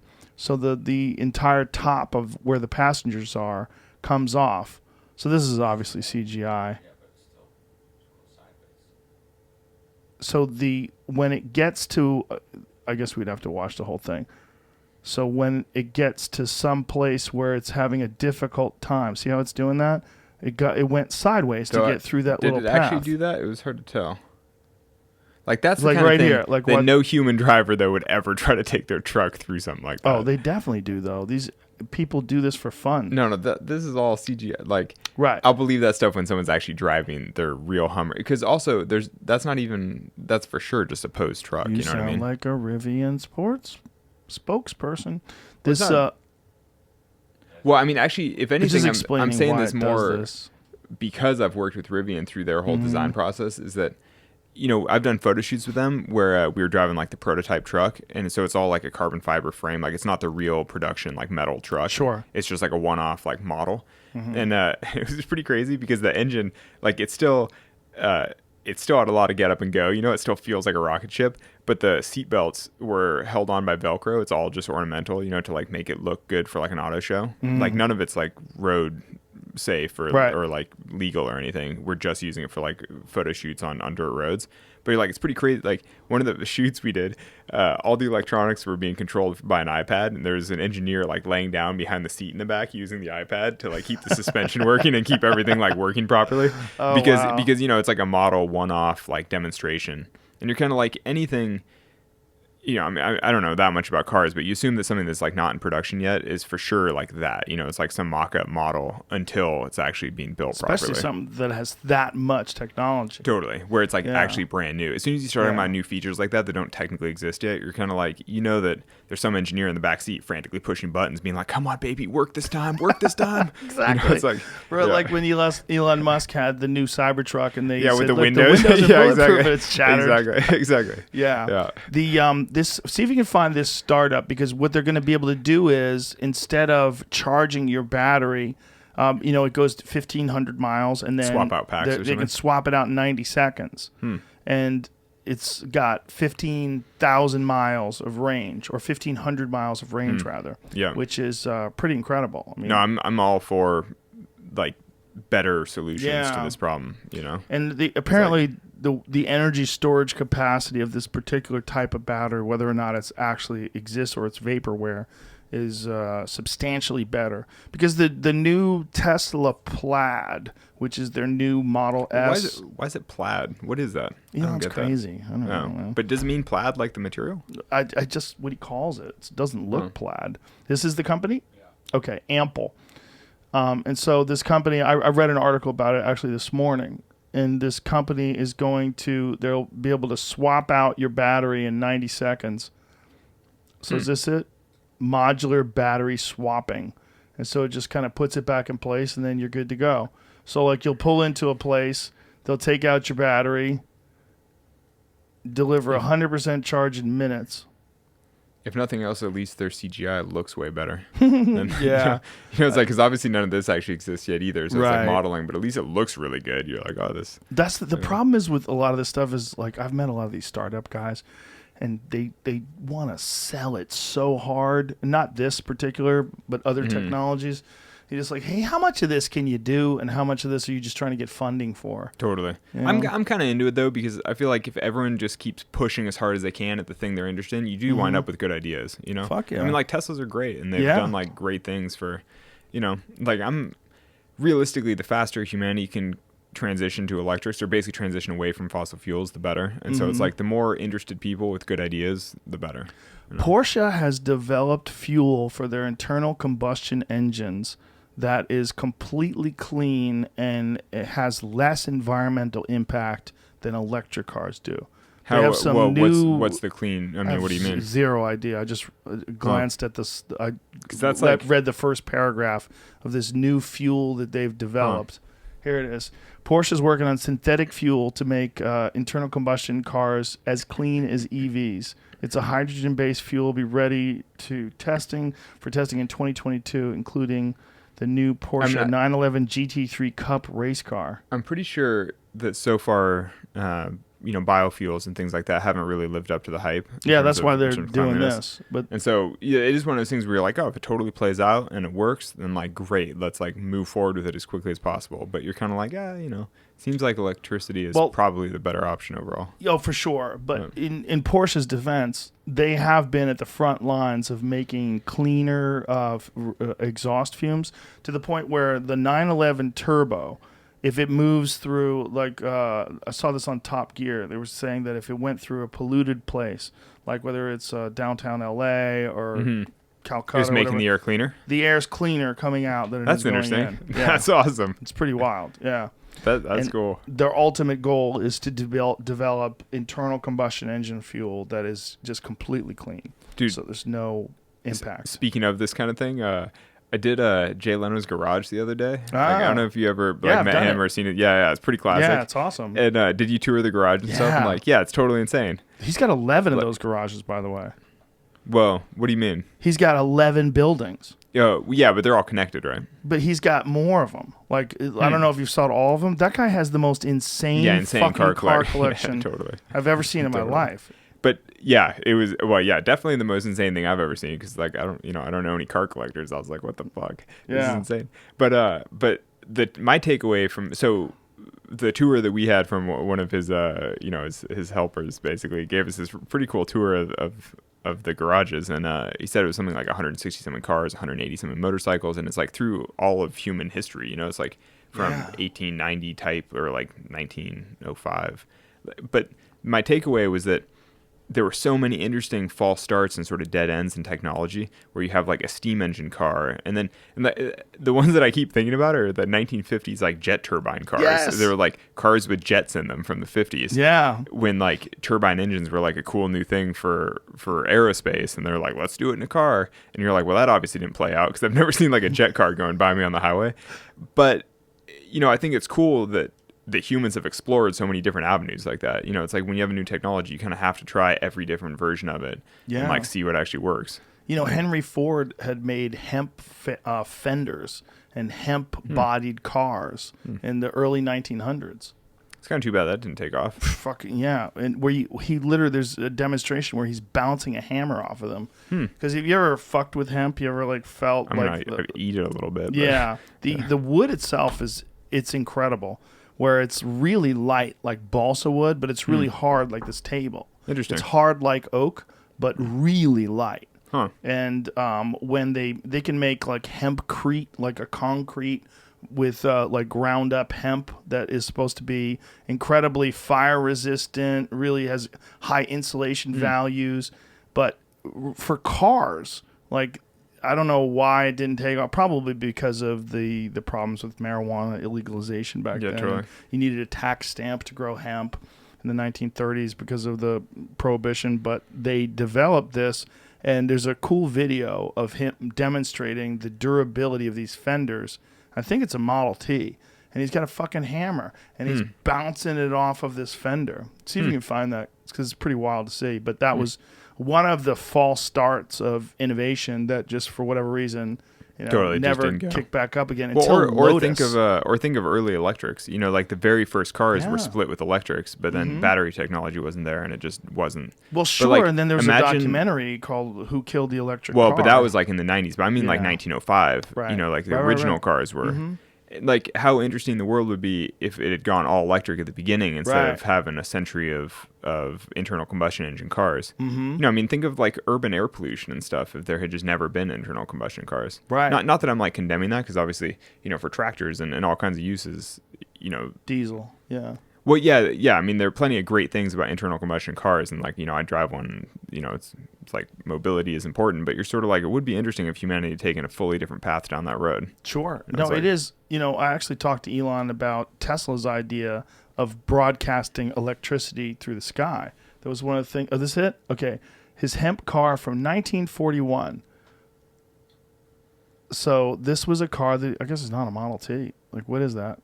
Some other 1941. I mean, I don't know what it is. But look, he's bouncing a fucking hammer off of this, whatever this thing is made out of. Look at this.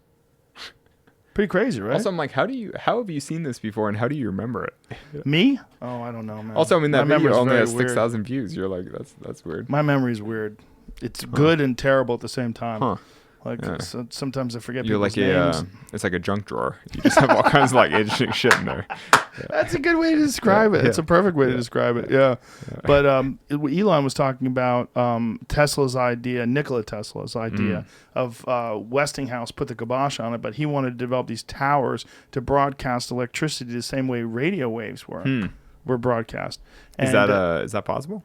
it is possible, but he goes, it would have made electronics impossible. It would have ruined the idea of computing and all the other things that we developed through electronics, because you have to think of back then, electricity was just the lights.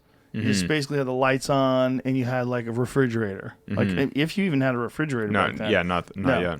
So his idea would have been great, but if it had been Just for implemented, it would have completely stifled the concept of electronics and computers. Yeah, I understand. All that shit in the air would have just cooked everything. Huh. Or computing would just be a totally different different thing. Yeah, they would have to figure a new way around it. Really, really fast abacuses. Yeah.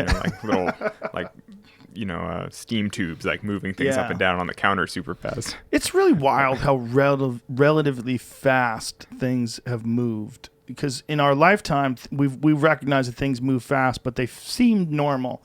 Like it seems normal to have an iPhone. Honestly, right? it feels slow as it happens in your life, doesn't it? Because it's like, Does it? like, doesn't it a little bit? I don't know.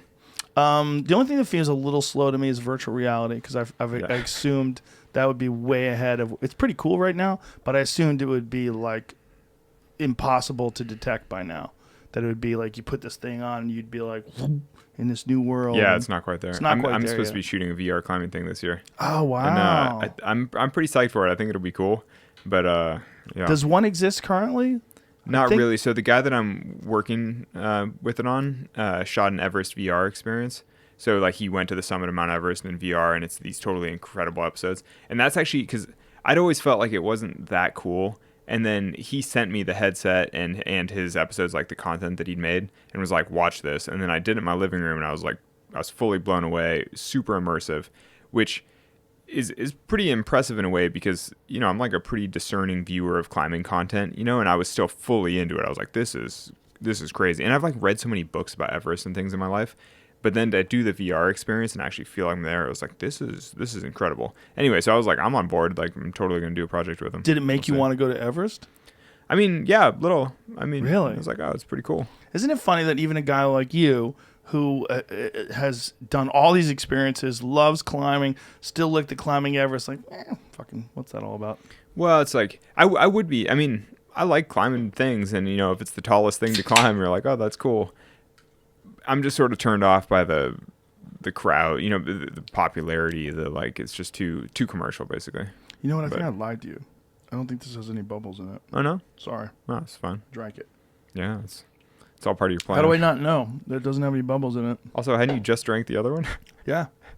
You just didn't I just notice. didn't think. I just assumed it had bubbles in it. Or maybe you're so I assumed desensitized it to was bubbles. carbonated. Yeah, I just drink so much carbonated stuff. You just don't know the difference. I don't know. I don't think it's carbonated.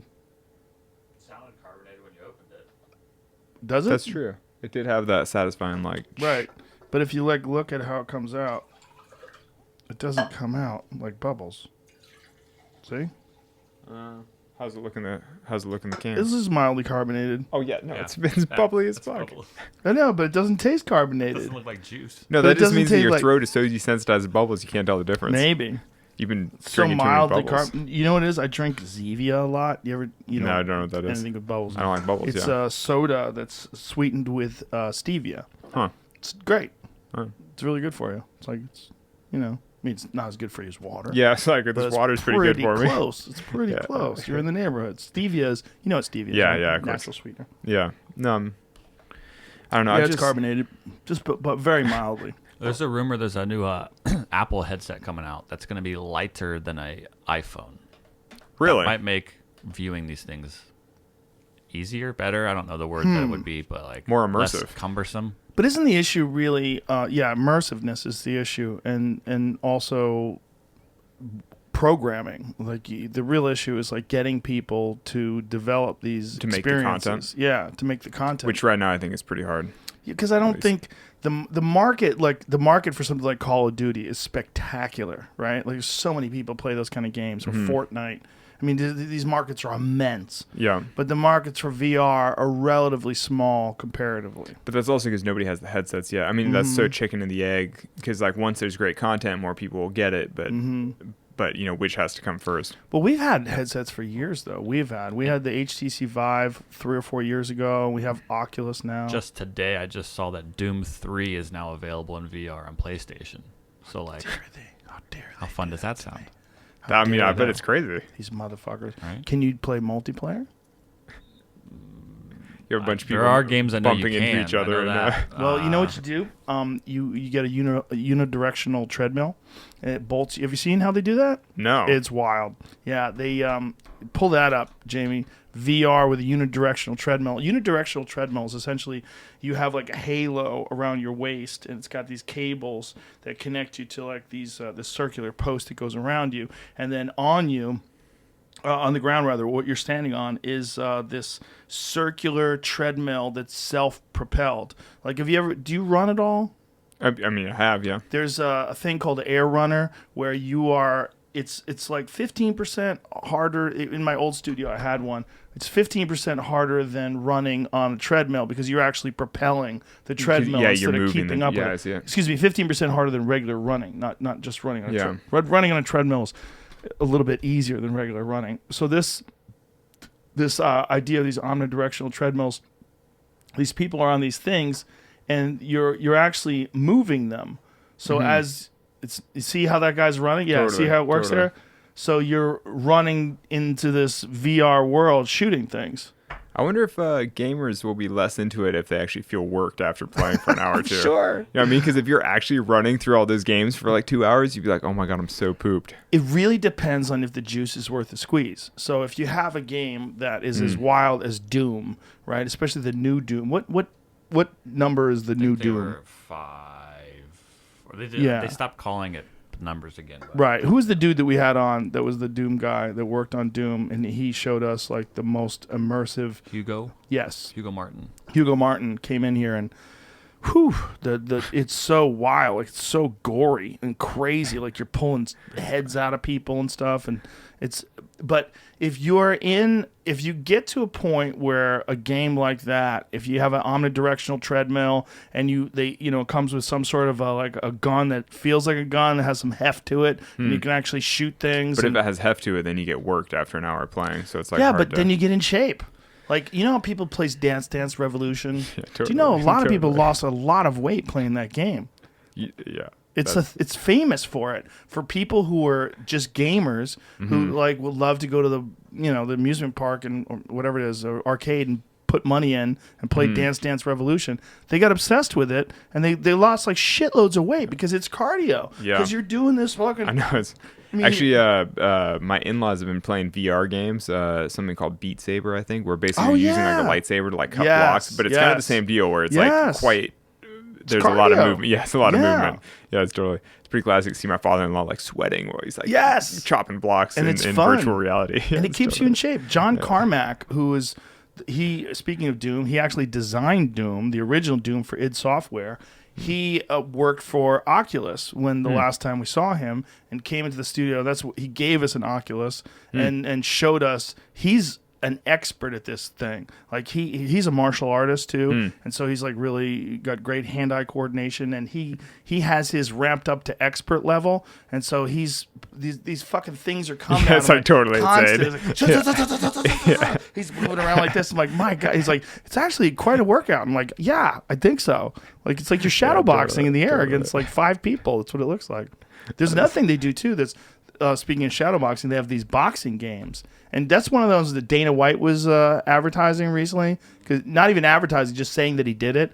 So you put on the Oculus headset, and you have these little hand things that you hold on to. No, you need the headset to constrict so it feels like you're getting punched in the head over and over. No, but right, haptic feedback. Yeah, exactly. But you do get a flash of white like when you get hit. Oh, interesting. When the glove hits you, you flash light. So So it actually would kind of feel like it. kind of without the pain. Yeah, yeah. But the workout is intense because you're really throwing your hands like you're boxing someone. Huh. Yeah. Yeah, well, the VR thing, if, we're supposed to be doing this year, it would be more like a film that it's less like Right. a game and you're just like watching something in VR. So you don't move at all. Well, you can move as much as you want, like looking around. Right. But basically you're sort of experiencing a climb from, a bird's eye view where you can either watch somebody climbing through the frame or like look at the mountains and see the exposure and see the scenery, all that So kind will of they stuff. see your hands reach up and grab a No, hold of the rocks? no. So they would see me climb through the frame, basically. They'd be able to watch like an entire climb from a certain perspective. Oh, okay. So like the perspective of a drone, like something hovering and watching. Yeah, though you? it can't be hovering because that's the thing. What you're talking about with software for VR, for like full 360 video, you can't really do it from. You kind of have to have it on a wall, I think, so that it's like bolted in place to be more stable. Because I think the challenge of like watching things in VR is that people get really motion sick if the whole frame of reference is moving nonstop. Mm-hmm. So ideally, you have the filming sort of stationary, and then interesting things happening around you, so that you feel like you're stable when you're watching it, but you can see other things happen around you. You know what I'm saying? Mm-hmm. Because like if you did POV in VR, it would make you super motion sick. Because then when you're the viewer, everything would be rushing all around you at all times. You'd be like, "Holy shit! I feel like I'm gonna die." But if we Like a lot of people get really motion sick in VR. Like my wife is like Yes. full hard no, like won't do VR. It's like, there's a company called Sandbox, and they have these warehouses set up, and you do these VR experiences, and they have this one that I'm obsessed with called Deadwood Mansion. And I had third place in the world at one point in time in this zombie killing game. It's fucking wild, man.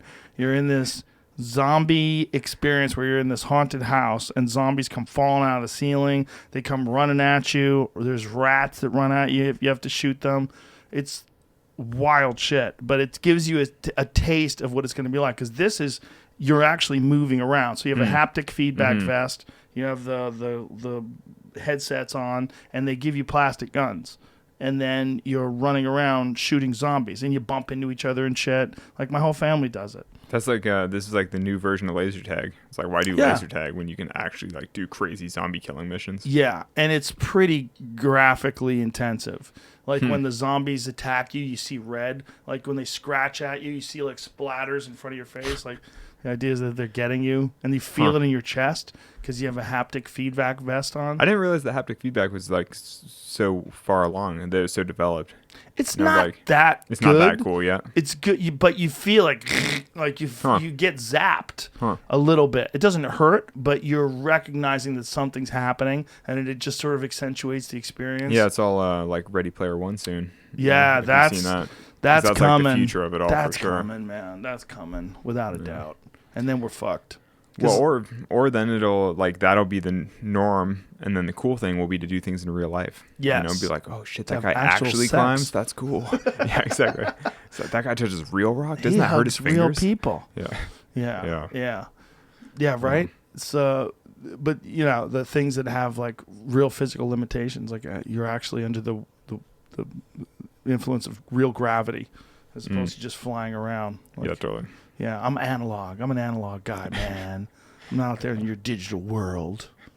Yeah, it's coming. It took me a really long time to get a smartphone, and I was like a total late adopter, and I'm like, I'll probably be. Was late. David Blaine the guy who got you your first smartphone? No, not first. I think he got me my second. I forget what the deal was, but I think I met him and he was like, "What is that?" Because I pulled out some like ancient thing, and he was like, "WTF?" And he just like went to the Mac store and got me a phone. It's classic. It's like, Why were you carrying around a flip phone? well, no, I just it may have even been a smartphone, but it was like really old. And, I don't know. We were like having lunch, and I was like, "Oh yeah, this thing is like a piece of junk." And he was like, "I'm gonna fix that," and he just like fixed it. It was funny though because in classic magician style, he didn't like make it appear. He just went to the Apple store and was like, "Ding," and then he made it appear. Did you want that? I mean, it's not. Well, we were like doing errands around New York City, and it took him like 20 minutes. Apparently, in I don't know, there's some like VIP Apple thing. It was like weird. He just like walked in and it happened. I was like, crazy. Really? There's a I don't know. VIP Apple thing? Apparently, or at least at the one store in downtown Manhattan or something. Oh, maybe he's got like an They like had a there. guy or something. I have no idea. But Like, you're not broke. Like, is that something that you wanted but didn't this go was ahead and buy? Or? it was like a while back, and I just, I don't know. It's like, I don't care. You should see my phone right now. What kind of phone do you have? I was like, Show me. Yeah, What do you got? everyone makes fun of it now, but it's the original. Oh, the it's good one. it's the old SE. No, Yes. that's like the 5 or the 6 or something, I Yes. think. These are great. Well, the case is for mountain biking, but the phone they're is just great. like. You know what's but, like- great? It's so easy to text. Well, on exactly. this. That's the thing. Is Yeah. it's really easy to use one-handed, and the main Yes. thing for me is that it stays under my leg loop on a harness, like it fits in your so pocket. little. I know exactly. Like, look how little. Yeah, exactly. When you see the screen, the screen is smaller than my thumb. Well, I mean, there you go. See, That's crazy. yeah, it's easy to use. Oh yeah, super easy to use. But how's the battery on this thing though? It's fine. Yeah. It's like I don't know. Actually, I started. It's been really suffering recently, but I think it's because I started using a Whoop because they also sponsor the podcast, Oh, and I think the yeah. Whoop kills the battery more because it's like For constantly sure. Bluetooth. Yeah, exactly. Because Yeah. it's using Bluetooth all the time. Also, that thing's ancient as fuck, and Whoop is designed for like new phones. Yeah, exactly. Yeah, Whoop is designed for the Ferrari of phones, and I've got the. Yeah, you've got an Edsel. Yeah, You know, exactly. you should get one of the minis. Have you seen? I know. the I've thought iPhone about it. mini? I've thought about Yeah. it, but then I'm like, it still works. Like, why bother? You know. You're one of those guys. Well, I'll just wait until it dies. You know. But how Like, much? how waste much? not, want not. You know. Oh, look at you. That's nice. Yeah. But they recycle those. Yeah, I'll get there eventually, I guess. You could sell it to somebody who's not into Whoop. Dude, so classic story. 3 days ago, something. I was climbing with a friend of mine in Red Rock. We were doing this big solo link up where we traversed like a bunch of peaks, and we were both soloing by ourselves. And he'd been making fun of my phone all day. He had like the brand new 12 Max Plus Mega Pro or whatever it's called. You know, it's like a small iPad or whatever. Right. It's like this giant phone, Yeah. and like crazy camera, looks great, whatever. And we were down climbing this route. So like we were traversing. I've been working on this traverse of the whole Red Rock Range. You've been to Red Rock, right? I've Like, only outside of Vegas. I've only driven by it. I've Dude, you've actually never gone been there. hiking in Red Rock? All Never your gone time in hiking. Vegas, you've never hiked in the mountains No, there? no. Dude, you gotta do it Never. once. Dude, I'll do it. Okay, yeah. Okay. Actually, Next when you're in time you're Vegas, there- yeah, no, text me. Okay, I'll like take okay. you on a dude. I could take you on an adventure in Dude, Red take Rock. me on an adventure, dude. The thing about Vegas is usually when I'm there, I'm just like there for the working. fights, and Yeah. it's usually a 6 to 7 hour experience that I'm commentating. One day was 8 because we had 15 fights. Jeez. Yeah, but this past weekend it's like 6. But they're in the evening, right? Go out in the morning, do a little nature thing. It'll keep you I nice and like usually relaxed fly and centered. in the morning, especially during COVID, and then I fly and I land at like 1. The first fight's at 4. That's how it Yeah, usually okay. works. I don't know Well, much if you ever time. have time, hit me up and we'll do an adventure in Red Rock. Next I time there's guarantee, no COVID, I'll fly Yeah. in on Friday because I'll probably wind up doing a gig out there. That's when cool. when everybody's so Yeah, when it's chill. yeah. Yeah. So anyway, Red Rock, all these peaks, beautiful Mm-hmm. peaks. I've been working on a traverse of all the peaks, like up and over each one type thing. It's like a fun backyard project. So I'm gonna, it's quite challenging. Just to like piece, it's really complicated terrain with like crazy fluted sandstone towers and like how you get over one to the next and like how you connect them. And so a friend was doing a little section of it with me just to like piece together some of the fun climbing. And we were down climbing this classic route. So the two of us are both soloing, and we had like summited the peak via the other side. And we were coming down this like classic route that people normally climb. It's like a really famous climbing route. And there was this woman climbing up below us, and my friend was like, "Oh, damn it." His phone just fell out of his pocket, his giant new 12 plus mega, whatever. It fell out and it bounced off the wall, and this woman caught it like 30 feet below him. Really? She was like climbing. She had just placed a piece of gear. And, you know, she has a rope and everything. It's all normal. And it just like bounced, and then she just snagged it out of the air, saved his phone for Wow. him. And then as we down climbed, she just gave it right back to him, and then we just carried on. But so then That the whole lady's badass. I know it was really impressive. I would want to be friends with her. Totally. That's like totally. a person who comes through in the clutch. Dude, it was very impressive. But you know, my takeaway was that it helps to have a phone that doesn't fall out of your freaking pocket because it's so big. You know, I was like, my phone's Yeah. never just fallen out. Well, it seems like he's got a stupid case or just not handling his phone correctly. Well, I think his pocket was just a little tight, and then it's just a big phone, you know. Yeah, and so it's like they are easy to big. like put it in, but it's not quite all the way in. And then Right. you know, when you're down climbing, obviously you're moving your legs a bunch, and it just fell out. I have the middle ground. I have the regular one. Let's see. That's the regular see. 12. Oh, this is. Yeah, but like look at the, Yeah, it's you know, quite a like- bit bigger. Yeah, this guy could like live inside yours, you know. Yeah. like The mini, though, is pretty close to yours. It's slightly larger, but it's all screen. That's probably what I'll go to eventually. Yeah. But you know, I may as well think wait for this to die. The main complaint about the mini is the battery life is horrible. Oh yeah. Yeah. Oh, sad. But I mean, I'm sure it's better than yours. That's actually probably true. Yeah, I mean, yeah, that's funny. Is you're like, it's horrible battery life. It's twice as good as what you have, but it's horrible. It probably is literally twice as good as what you have. I will see. Yeah. I'm sort of, I mean, everything keeps working, and so I'm like, there's no, why mess with something that works? Yeah, I think the battery is like, I think you could use it full stop all day. Like you could play 4 hours of video on it, and it'll eventually die. Whereas these things are like 8 hours or something. Really? Yeah. Who's gonna watch 8 hours of video on their Assholes. phone? I guess. Well, it's just like that's a lot of time on your phone. People that hate their job and they pretend they're working and just watch YouTube all day. Yeah, I That's suppose real. if you're working security or something, you're just like at a Right. desk and you just Yeah. like have, you have one earbud in, you're just like listening to a show, it's under the desk and you're just like, sign the form, Yeah. And you're barely paying attention. Yeah. There's a lot of that going on in this life. That makes me a little bit sad. I mean, I know you're right, but you're also kind of like, that's too bad. It is, well, especially coming from a guy like you that does exactly what he wants to do with his life. That's where when you see people living unfulfilled lives, it's kind of sad. So this morning at a hotel, I was reading my book. I was eating by myself and just like reading. And the server came over to be like, what are you reading? It's so interesting to see someone reading a book, not on their phone. I was like, that makes me slightly sad in a way, but also, I was like, I'm reading this book, Fate of Food. It's like, Someone could be reading a book on their phone, too. Does I that know. make her sad? No, I know. It's funny because I've tried to get into e-reading stuff like, the Kindle or on the phone. And I've just, it doesn't really take, because I feel like there are so many other distractions right there. It's hard to really get immersed in your book when like, with a double click of your thumb, something like more exciting pops up. You know what I mean? It's I get what you're saying. With the phone, I get what you're saying. Yeah. But I like Kindles because they have that flat white surface where it really does look like paper. I forget what the technology is called, but it looks great. Yeah. You can I know. I store 100 books on a I little know. tiny thing. I know. No, it is definitely like it makes sense. It's practical, but I just find that I read more with physical books. Yeah. And so at a certain point, you just have to use the medium that works for you and just go with it. For sure. It's There's like the tactile feedback. Exactly. There's a thing about and honestly, the sense of progress. They're like, I'm working through this thing, and when I finish it, I set it down. Right. Like that kind of like there's a satisfaction in like working through a thick book that a Kindle. I mean, in some ways, the Kindle feels like this insurmountable thing because it's like you have the whole complete works of Shakespeare on there, and you're like, you literally could be clicking away at it for the rest of your life and never actually finish anything, and you're like, damn. That's true. It's right? like it's like infinity. Whereas if like you're working your way through a library cabinet, like a shelf. Yeah, I mean, it's kind of satisfying to be like, I finished this stack of books. And also with books, I like give them to my friends afterward, give them to other people. You pass them around, like, share the ideas. But with the Kindle, it's like, you have all of human knowledge on one tiny, I mean, eventually we will have probably all of human knowledge on like one little tiny tablet.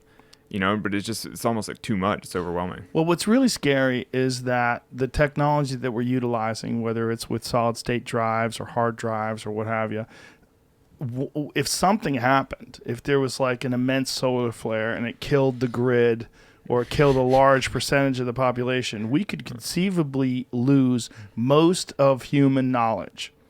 Like if you think about what we have written down versus what we have stored in our minds, the disparity is astronomical, right? There's very little stored in our minds and so much on hard drives that if something big happened, some huge reset, super volcano, that kind of shit, asteroid impact that kills 50% of the population. Do you think that's true right now? Because I feel like most things right now are still written down in physical form.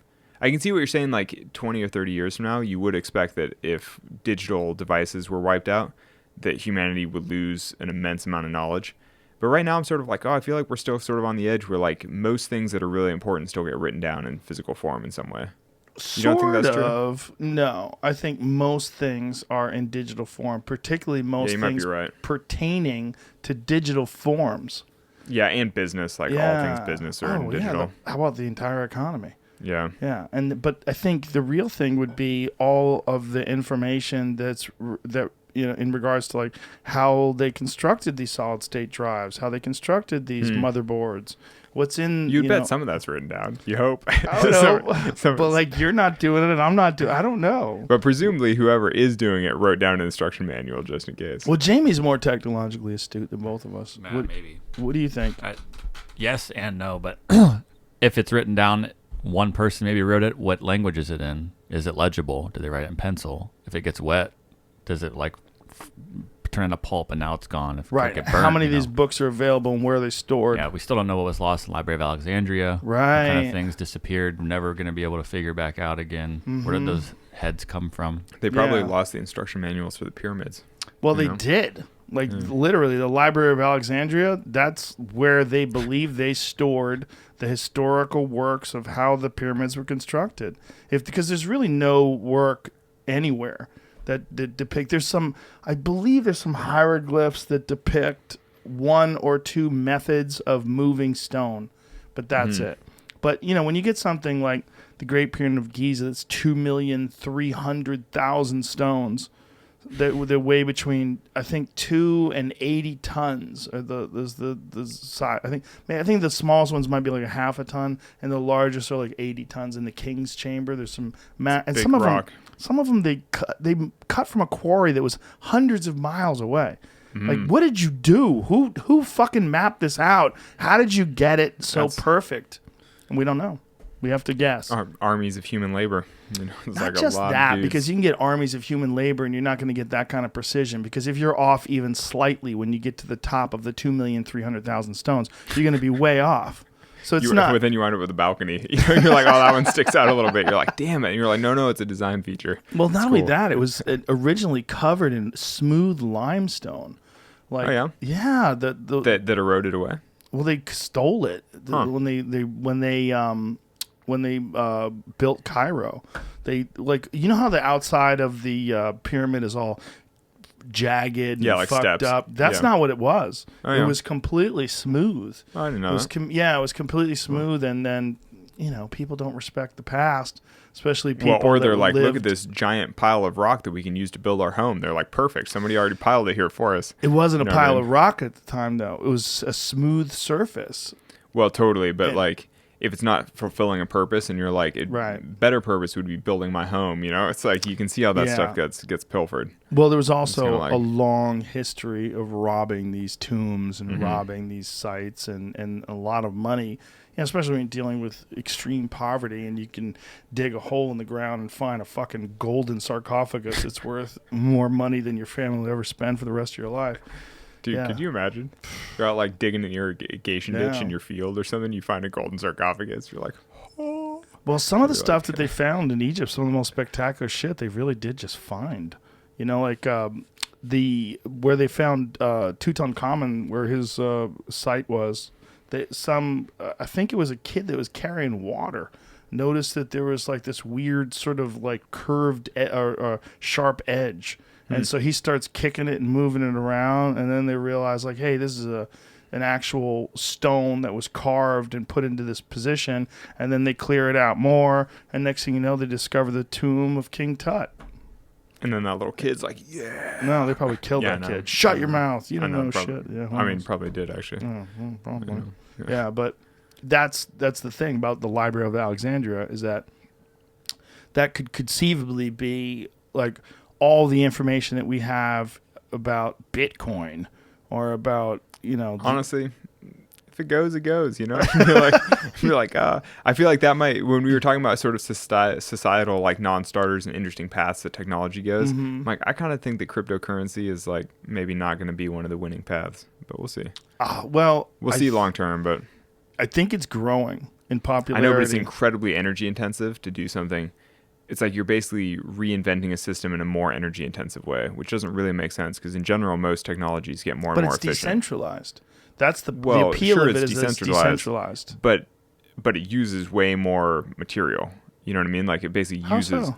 because all the data processing, all the number crunching, like basically the amount of power and like infrastructure required to make it work is far more than like currency. I don't know if that's true because I think it think is. all currency requires data crunching now. It doesn't require not like crypto because I mean the whole thing about blockchain is you have a crazy.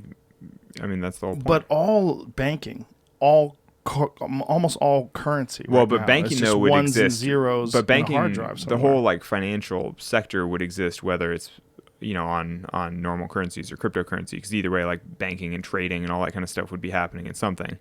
But I'm just talking about like printing money and distributing money versus like generating cryptocurrency, you know? I don't know Yeah, because I've heard estimates that sounds right, but you have to print paper currency, which means you got to use water. right. There's a whole lot of it's almost double. According to the thing I'm looking at right now, it says the energy use of fiat versus crypto is like double what Bitcoin is. Yeah, that would make sense to me. Interesting. I wonder what. That's Yeah, everything. Electrical grid and all, like it's a lot. Put into it. like per unit of currency or whatever. I think Yeah. so, yeah. I don't know. We'll see. But either way, if the power goes out and they can't figure out, I mean, all crypto's gone forever.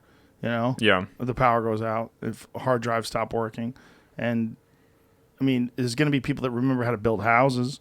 There's going to be people that remember how to make. There's ways to build generators that work off of the flow of rivers. Like my friend Steve Rennell that I was talking about earlier, he has a cabin in Alaska, and the electricity is powered by water flow from a river. You know, they would have one of those situations. Yeah. You can, I mean, that's all. People are going to remember how to do that kind of stuff. But when it So comes presumably to the people that wrote the algorithms for blockchain, you know, Bitcoin type stuff, some of them probably remember how to do that again too. some of them might not make it. And we're talking about half the population's dead. Wait, are we doing zombie apocalypse? We're doing too? some sort of a natural I disaster. thought we were doing solar flare that wipes out electronics. Solar not flare is going to kill a lot of people. Oh, like you think? the big ones? Okay. Yeah. Something big like some sort of hypernova in a cool, distant cool. galaxy. How about we do 2/3 of the people, just to make it more edgy? That's you know? scarier. And then a third come back as zombies. Well, if we do 2/3 of the people, the problem is what third lives? The really ones that were all in hardy their dumb bunkers. ones, The ones that were all in their like prepper hole. the ones that are walking around barefoot, developing thick calluses Well, at the bottom of their feet. No, those guys don't even notice anything happened. I mean, they were like, "Oh, it's really bright for a day and Right. whatever," and then they go back to like planting their cassava fields and they just like live their normal life. I'm not talking about those guys. I'm talking about the fake guys that are out there Oh, yeah, glamping. yeah, exactly. pretending to Glamping. be. Yeah, Yeah, totally. preppers. Those guys, they're probably not. They probably won't make it. Ironically, People will come and pillage their prepper caches. I just think that we do have a lot of our knowledge in these digital forms. That if we had to reinvent society again, like according to people that study history, and we know that human beings have survived multiple extinction events.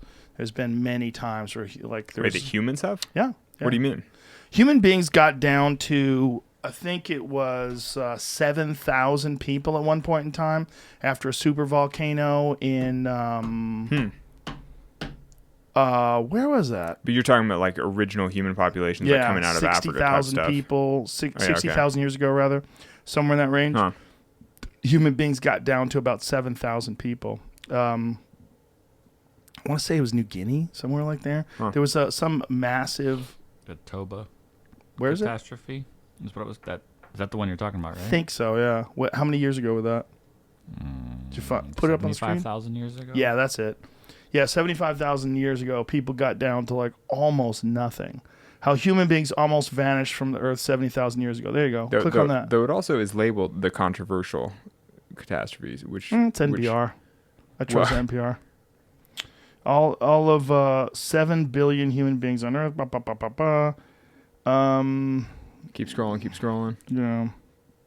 Super volcano, Toba. Okay. 70,000 BC, a volcano called Toba, Sumatra, that's where it is, in Indonesia, went off, blowing roughly 650 miles of vaporized rock into the air. It's the largest volcanic eruption that we know of, dwarfing everything else. And scroll down. So the idea is that human beings got down to, I think, in the neighborhood of 7,000 to 10,000 people. So the part on top, it says that the one study says it could have been as low as 40 reproducing adults. Or breeding pairs, which means 80 people, I guess. But either way, they know we got down to a very low number. And they know that this super volcano eruption did happen. And they also know that this is not uncommon. Well, it is kind of uncommon if it happens, 70,000 years ago. No, but it's not when you think about 4.6 billion years of Earth. Totally, but if you think of human history and certainly our lifespans, if it happens once every 75,000 years, you're like, oh, we're good. Your kids are good, Yes, your kids are good probably, but your grandkids are probably good too. Speaking, society. It's entirely possible that society could get hit. Yeah, for with sure. one of these things. For I mean, sure. Yellowstone. You know about Yellowstone's crazy. totally. Like they have thousands Well, that's of why you earthquakes have a year. that's why you have Elon on here talking about making humans multiplanetary. Yeah, what do you think about that? I'm into it. You I'm wanna I'm climb all rocks about. on Mars. I would totally go. You would climb if rocks he'll on send Mars? me, I'll go. Yeah, get him on here again. Tell him I'm willing to go. How many years would you be willing to stay? It used to be that they thought you had to stay there for the rest of your life. Now they think they can get you back in a couple of years. I'd be depending willing to upon- go for the rest of my life later in my life. Like Really? as a 70-year-old or something. I bet I would. I don't know. I'm into exploration like that. Just like full interesting new places. And Yeah, but it's maybe you'd pretty be cool. like Fred, the dirtbag guy, and you'd want to be climbing when you're 85 years old. And you'd be Maybe, like, but I think basically, I think if I felt like there was something useful I could contribute by going to Mars, I would definitely go. Because I do think that is sort of the future of humanity, going to different places. it'd be pretty wild. You'd be able to climb a little higher without Earth's gravity holding you back. I know. I need all the help I can get, especially at that age. I like the way you think, Jamie. Yeah, maybe that's the move. When you get older, you go to You Mars go for to climbing. low gravity It's places. fucking easy. Yeah, Yeah. exactly. But by the time we get people to Mars, they'll probably extend lifespans Yeah, pretty far. we'll see. They're doing some weird shit now. I read a study I think it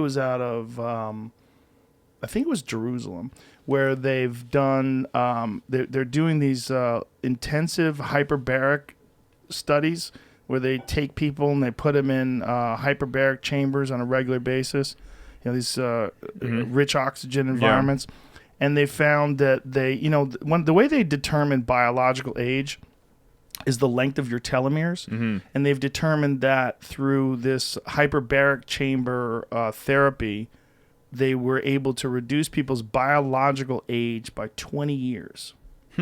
Yeah. It's fucking wild. But does that wind up I don't know. having health implications? I don't know. I don't Huh. know. But they're I don't think they know.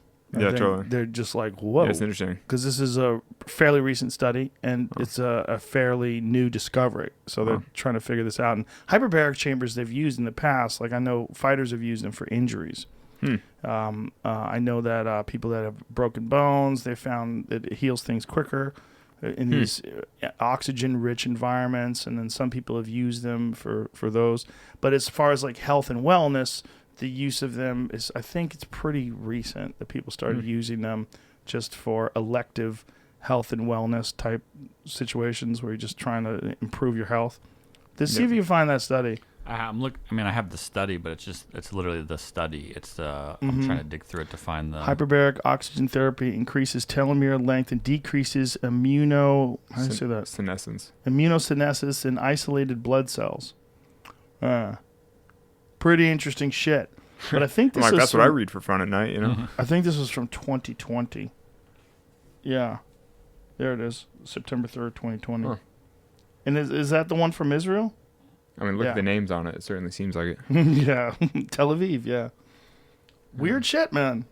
So Yeah. you got to imagine that. And there are plenty of like normal ways to extend life, like severely restricted calorie diets. Like basically being fasted forever. You can extend rats' lives by like double or something. Yeah, isn't that wild? That But- the more food you eat, the shorter your life Yeah, is. exactly. I might be fucked because I eat like a pig. Oh, well, It's a real issue. better. It's all balance. It's like Right.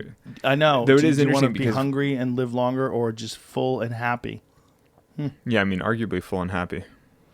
Yeah, arguably. Certainly, you want a full and happy life. Yeah. So it's like, because that's the thing is if you're in a restricted calorie state for your whole life, it means that you're lacking the energy to do to like go running or like Right. play in the mountains, like all the things that I care about. Obviously, you couldn't do in that kind of restricted calorie state. Right. But I do kind of wonder sometimes, like if I was a painter or something, and I was just sitting inside, like thinking up crazy ideas and like drawing or whatever, it's like might be worth it, only eating 600 calories a day and like living to 150, Yeah. or seeing if it works out that way. Do you anticipate a time where climbing is no longer interesting to you and you want to pursue other things, or do you ever feel in any way that you are a prisoner to your earliest passion? Because That's interesting. No, because I still love it. I'm still coming up with the good idea things that I think at least are good ideas. Where I'm like, oh, that'd be cool, and I'll do this thing, and it'll be interesting. And I am sort of following the natural progression of like, doing the podcast. It's like now you're talking about it and you're sort of sharing. I'm supposed to be doing commentary for the Olympics. So it's actually not unlike your whole scene where it's like you talk about fighting and then you like talk to interesting people about, it's like, as you wind up being sort of like a spokesperson for your sport in some way. And I'm like, and that I'm great with that if it means that I still get to climb as much as I want. That's really cool that you're going to do commentary for the Olympics. Yeah. Well, we'll see, because this year is unusual since Japan doesn't really want foreigners to come, and so we'll see how it all plays out. But Could in you theory, do it remotely? yeah. Though that really takes a lot of the appeal out of doing commentary for the Olympics if I'm just watching a live stream and talking about it. Well, what if you're on like one of those Buffalo Wild Wings screens, big giant fucking 50-foot screen, watching it, like sitting in? I mean, it might be. Okay. Yeah, it's better than nothing for sure. Yeah, for sure. No, I mean, I'm excited to participate in any way because I think it's such an important moment for climbing. It's cool to just be part of that. Yeah, you're a spokesperson for climbing. You're not just a climber. Do you feel like added responsibility because of that, or do you just welcome it because you love climbing so much? Yeah, I just love climbing. And I mean, I think I am actually in a good position to be a bit of a spokesperson for it because I do kind of come from a different generation of climbers. I am more, by nature, I kind of prefer the adventurous side of climbing. Like I like the big, sort of adventurous endeavors in the mountains, which really speak back to sort of the history of climbing. Like those are the places that climbing came from, and so it is easy for me to talk about that kind of stuff. And yet I also try to train in a modern way and train in gyms, and I kind of know the elite modern athletic side of climbing as well. So I don't know, I'm happy to be able to talk about both. One of the things that came up in free solo, and I guess just as a reality of later in your life, is that you started getting injured. No, that was actually just bad luck in free solo. It's funny because really? Yeah, because literally since the film, I've had 0 injuries of any kind. That's crazy. I'm pretty sure. And actually and I think there's a line in the film where I'm like, oh, I hadn't been injured in years, and then I got injured a couple times in a couple months, like after I started dating my now wife and stuff like that. But no, a lot of that's just that's just a fluke. Just dumb luck. Yeah, it's just a fluke of time. Well, that's good to hear. Yeah, and part of it is because since I've lived in Vegas, I see a dude for bodywork in town. Actually, I'll give him a shout. Pat, my buddy Pat, he's the man. Shout out to Pat. Yeah, he listened to your show a bunch. He sucked. So Pat's like this incredible body worker, and I see him as regularly as I can when I'm in town, and I really think that's actually helped quite a bit. It's like getting the oil change basically whenever you can. It's like keeps the engine running well. Yeah. Yeah, so I mean, I think that basically having a home, eating well, getting body work done, all that kind of stuff, like good healthy lifestyle. Like I don't think I've had any injuries. So you live in a house now? Yeah. My God, I know, crazy. What is that like? Yeah. No, it's nice. It's comfortable. There's a shower. There's a bathroom. You can poop Do you watch anytime TV? you want. We don't have a TV. Whoa, of course you don't have a TV. But we have a computer. I mean, watch stuff on the computer. Right. You don't have a TV. I've never owned a TV. Wow. I don't know. It just means it makes me a little more strategic about my digital media. You know what I mean? Like, because if I want to watch something, I can download it and watch it. Right. But only by choice, And it's only going to be that appealing because you're watching on a little screen. Yeah. I kind of like the little screen, though, because it sits right in front of you. The thing is, you need a big screen because it sits way across the room. But if you have your laptop on your lap, then you don't need a big screen. It's a good point. I see what you're saying. Like, hey, those virtual reality things that the Samsung created that slide into like it's like a phone. Samsung had a VR situation. Well, that's Google Cardboard. They're literally a cardboard box that's designed for a smartphone. That's right. They did it too. Yeah. That's right. Because they did theirs for like a real simple thing, right? Yeah, theirs is for educational stuff, so that like school kids can just have a smartphone and then go to like world-class aquariums and stuff like that and experience like crazy, like go to the Great Barrier Reef or whatever. And fry your retinas and kill your vision real quick because it's all like inches in front of your face. Yeah, so do you do other stuff to supplement your climbing, like any other kind of working out or stretching or anything like that? Yeah, stretch. Like this morning I did this like shoulder mobility stuff and like opposition stuff, sort of like, push-up handstandy type like shoulder stuff. And then some core and then some stretching and just, I mean, it's all like basic normal stuff. Do you go to a trainer to teach you this stuff or did you learn it from books? No, just, it's all basic body weight exercises. So it's like, but I have read some books about it. I've, all of my friends are professional climbers. I've obviously talked to everybody about it. You sort of hear best practices. The shoulder mobility things that I was playing with today, I actually just learned from one of the other climbers on the jungle trip that I was just on. One of the climbers was a Venezuelan guy named Fuco that trains basically the Venezuelan World Cup team. And so he had a bunch of sort of like new school training exercises and things. And I was like, oh, that's cool. So I started doing, his workout technique. I was like, yeah. And this is just something he developed for himself? No, I'm sure he learned it from some book, but I just hadn't really seen it applied in that way. I mean, it's all just, I think it's totally stupid, but it's just like moving your arms in different ways and like shoulder mobility. But because my shoulders are not great at that kind of thing, it feels useful for me because that's like a personal weakness. I mean, so much of climbing is identifying your personal weaknesses and working on those. Because like what's good for some people isn't going to be useful. Like I don't do that much stretching, and it's because I'm naturally like moderately flexible. And, being extremely flexible doesn't help that much as a climber. But if you were extremely tight, it would be a hindrance. And so I kind of fall in the middle ground where it's like, it's not really worth putting a lot of effort into because it's not going to give me that much more of a gain. Is it one of those things where if someone was extremely flexible, would it be possible for them to reach areas, like particularly with their legs? Yeah. If you can just easily do the full splits, I mean, It does open up all kinds of technique that a normal climber wouldn't be able to do. But... the thing is, me being relatively tall and relatively flexible, I can get most of the way there without actually being able to do the splits. And it'd be like a lot of work for me to do the splits. So I'm kind of like, it's... You think so? Yeah, I think so. Why? I don't know, because I've stretched a lot and I can't do the splits, So I'm like, I don't know. It's like... I bet you could. I mean, can you do the splits? Yeah. You can do the splits? Yeah, I don't even have to warm up. I can do the splits. Look at that, lady. Yeah, so exactly. That's the kind of thing That's what I'm talking about.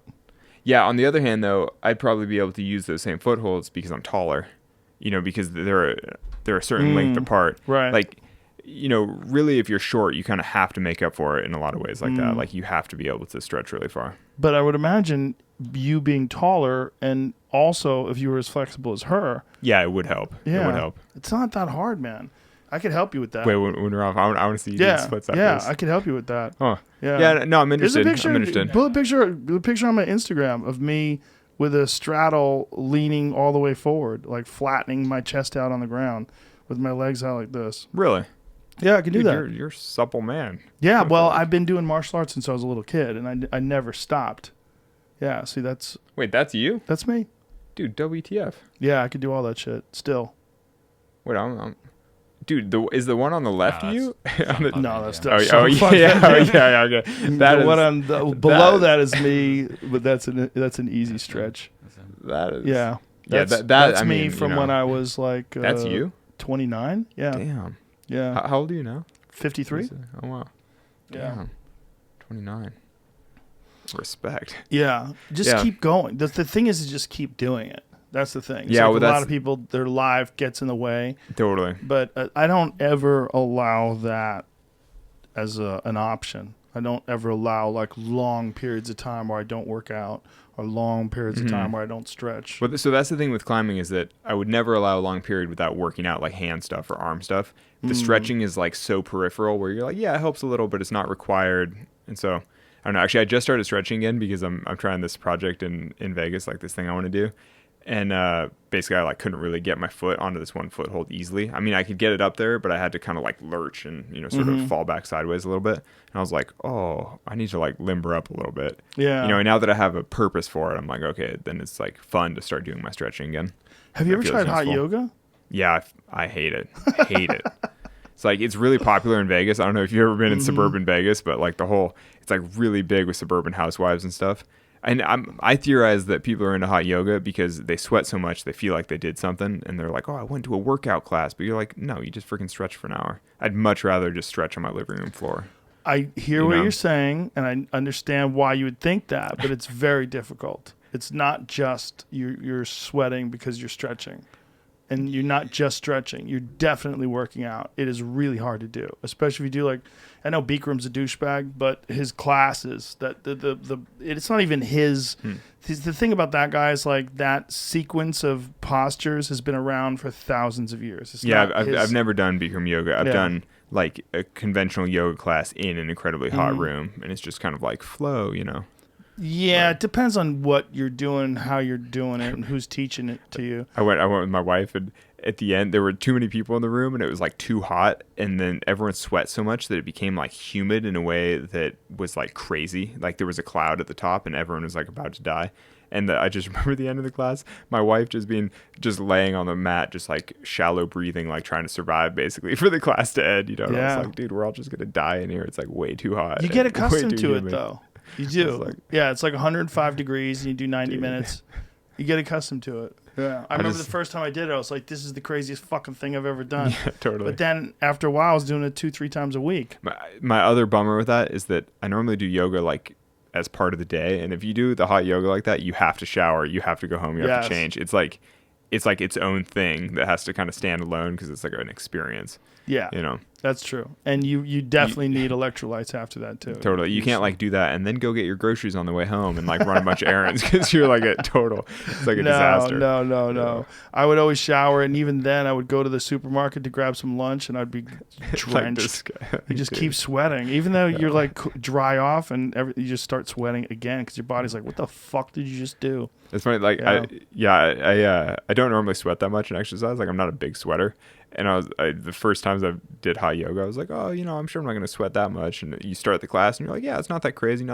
And then I was like, oh, I'm like sweating. It's like running down. And then pretty soon it's like dripping off my nose and like pooling. And I was like, I'm sweating like I've never sweat before. I was like, this is fucking disgusting. Yeah, it's like, pretty radical. Like when you do it, there's one when you're standing on one leg and you're extending your other leg backwards. And then you're leaning your body in a straight line with I think it's like standing stick pose or something like that. I forget what it's called. But it's dripping off my face and dripping off my arms. But it's so gross because then the whole mat's so wet, and then you're like slipping and sliding, and you're just like, oh man. It's a little gross, but the benefits are tangible. You really develop a lot of strength and flexibility and stability of your joints. It's really good for your knees and yeah. I mean, really if I saw that it helped performance, I'd get on board because I'd be like, oh yeah, you're gross for an hour, you take a shower or whatever. Like if it's worth it, then I'm into it. The key to learning how to stretch properly, though, is like little incremental pushes through pain and breathing exercises. So like when most people get to this where they're like, and they're like, and then they back off. But you got to learn how to just slowly ease into it, and then you got to learn how to just deeper, and then deep, and then hold it, and it just takes. It's just. You have to be consistent, too. It might be what I'm lacking in my stretching. I stretch to like a point where I'm like, this is comfy and it's keeping me fine, but I hardly ever like push my stretching. It's painful. I did it today for 45 minutes. Oh, yeah. Jeez. Yeah, I do my workout and then I did 45 minutes of stretching. All right, I'll show you the splits. I'm like, that's awesome. You saw me do that. Well, no, but that's only when you're 29, you know? No, the bald one was not me 29. Well, yeah, I know. That was like 2 years ago. Yeah, I can do it right now. Yeah, classic. Yeah. Classic. It's just a thing where you just keep doing it. As long as you keep doing it, you maintain flexibility. Oh yeah, that's me like a week ago. Yeah. Crazy. Yeah. You just gotta keep doing it. The whole. Yeah, I'm like, I don't think I can do that. You could. You definitely could. I certainly could build you up to it. You might not be able to do it right now, but you definitely could. But there's a real benefit to that because the more pliable your tissue is, the more range of motion you have. I think the more you can alleviate injury, and I think it's one of the reasons. It's got to be one of the reasons why I can still do the kind of workouts that I do in terms of like martial arts stuff, because I didn't for a while. I did like jiu-jitsu doesn't require the same kind of flexibility. And for a while, I wasn't even doing that. I was just lifting weights. And then I went from that to kickboxing again, and I noticed I was pretty stiff. I was like, there's a lot of like, my movements weren't as fluid anymore. And then I started stretching out again and got it all back. So it just, there's a range of motion that you just don't have if you're not stretching. And I'm like, I feel like I should start stretching my back and stuff. I always have like shoulder stuff. Right? When people start talking about flexibility, I feel the same way. Instantly like, oh, should I stretch? Yeah. Yeah, it's funny because I'm pretty much always sore from something like, I go climbing 6 days a week or something, so I'm always a little achy or sore. And especially right now with the stuff I'm working on in Vegas, I'm sort of alternating like leg day and arm day. Like basically like hard climbing, which is more in your arms, and then sort of adventures like what I was talking about, traversing all the mountains. That's like more in your legs because ultimately you're just going up and over all these mountains. And so on any given day, I'm always kind of like, oh, my legs, my back, my feet, whatever. That's why I'm surprised that you've never fucked around with CBD. It's really good for inflammation. It's really good for sore muscles. And there's a bunch of topical stuff that... Honestly, it's kind of new, and it's like good for everything. And I'm like, anything that's good for everything, I assume is like, good for nothing. You know what I mean? I know what you're saying. it's Where it's good. like- It's good to be skeptical like that, but it really is good for inflammation. Yeah. Some people they find it good for a lot of different things, like psychological things, even like And anxiety. I'm so untroubled by that stuff that I'm just like whatever, you know. It's like- And you're so mellow. Yeah. Like when you were talking about climbing, like free soloing the face of a fucking mountain, it's mostly mellow. I'm like, Yeah, that's it is. hilarious. what is Like, you know? I know, but that's Well, if it wasn't you- mellow, you wouldn't want to do it, you know. If it your was like, state of like mellowness in the face of insurmountable, impossible heights. dude, so funny random thing. So I did a podcast with the CEO of Whoop the other day. It's like because they're the title sponsor for my podcast. So Classic Style, you're doing podcasts about podcasts, whatever. And we were talking about REM sleep because the Whoop like tracks your sleep stuff. And it was a bit of a weird like personal. I don't know. It was like a moment of enlightenment almost. But apparently, I get significantly greater percentage of my sleep in REM sleep than average. And it's funny because every day the app says like your REM sleep is much higher percentage than whatever, like you must be making up for missed or something, but like it's just always super high. And apparently that's the REM sleep is a stage of sleep that sort of gives calmness and like mitigates anxiety and things like that. And I am sort of like it is interesting if I'm like maybe my whole thing in climbing just comes down to the fact that I'm a naturally really heavy REM sleeper, and I just like my mind is always kind of calm because I get like an extra 15% of my time in REM sleep every night. That's I'm sort of like- wild. Yeah, Right? it was one of those weird things because, I've literally spent years with people doing interviews being like, what's the secret? What's the thing? Like, how do you do this, totally insane seeming thing? I'm like, maybe I'll just sleep really well and then I'm really relaxed as a result. It's like, it's kind of interesting. It is interesting. It's like you're born for it. Like, Well, I mean, yeah, you're possibly. Or you designed- never know chicken or the egg because maybe it goes Right. the other way. Like, maybe Yeah. because I'm in such like high anxiety situations all the time but I don't think so because it subjectively feels very chill. It's like everything I'm doing feels relaxed. And it's when like, you go back, like, what age did you start climbing? 10. So you probably don't remember before No, 10. no, I don't. I literally don't. And before that, I mean, I still loved climbing on things. I was like climbing the school buildings and trees Yeah. and all that. There's also, I think, something that comes from. There's something that comes from when you are accustomed to doing things that are physically taxing, and you've done it since you were little. I think you have like a more calmness and you're more mellow. Period. Yeah, totally. Because Yeah. you're just so accustomed. Anything you've done for 25 years is going to feel pretty relaxed when you do it. Well, also, I just think you're exerting a lot of energy. Like, I think one of the things that stresses a lot of people out, I believe your body has certain requirements just from an evolutionary perspective. Our bodies were designed to run away from predators, to fend off enemies, to do whatever we had to do to survive in terms of like trekking and doing things. And for most people, they don't use their body like that at all. And I think this extra energy manifests itself as anxiety, Totally. as depression, as just like bad feelings because you're just like, ugh, because your body's just not getting what it Totally. deserves, what it Totally. needs, or what it requires. Your body is constantly doing that. So your body's gotten what it's required since you were 10. Yeah. So you've sort of evolved like as That's you. an interesting way to look at it. It is kind of true. I mean, that I have been. Yeah, I mean, it's interesting, like that fight or flight response, like what you're describing, the like fleeing from predators.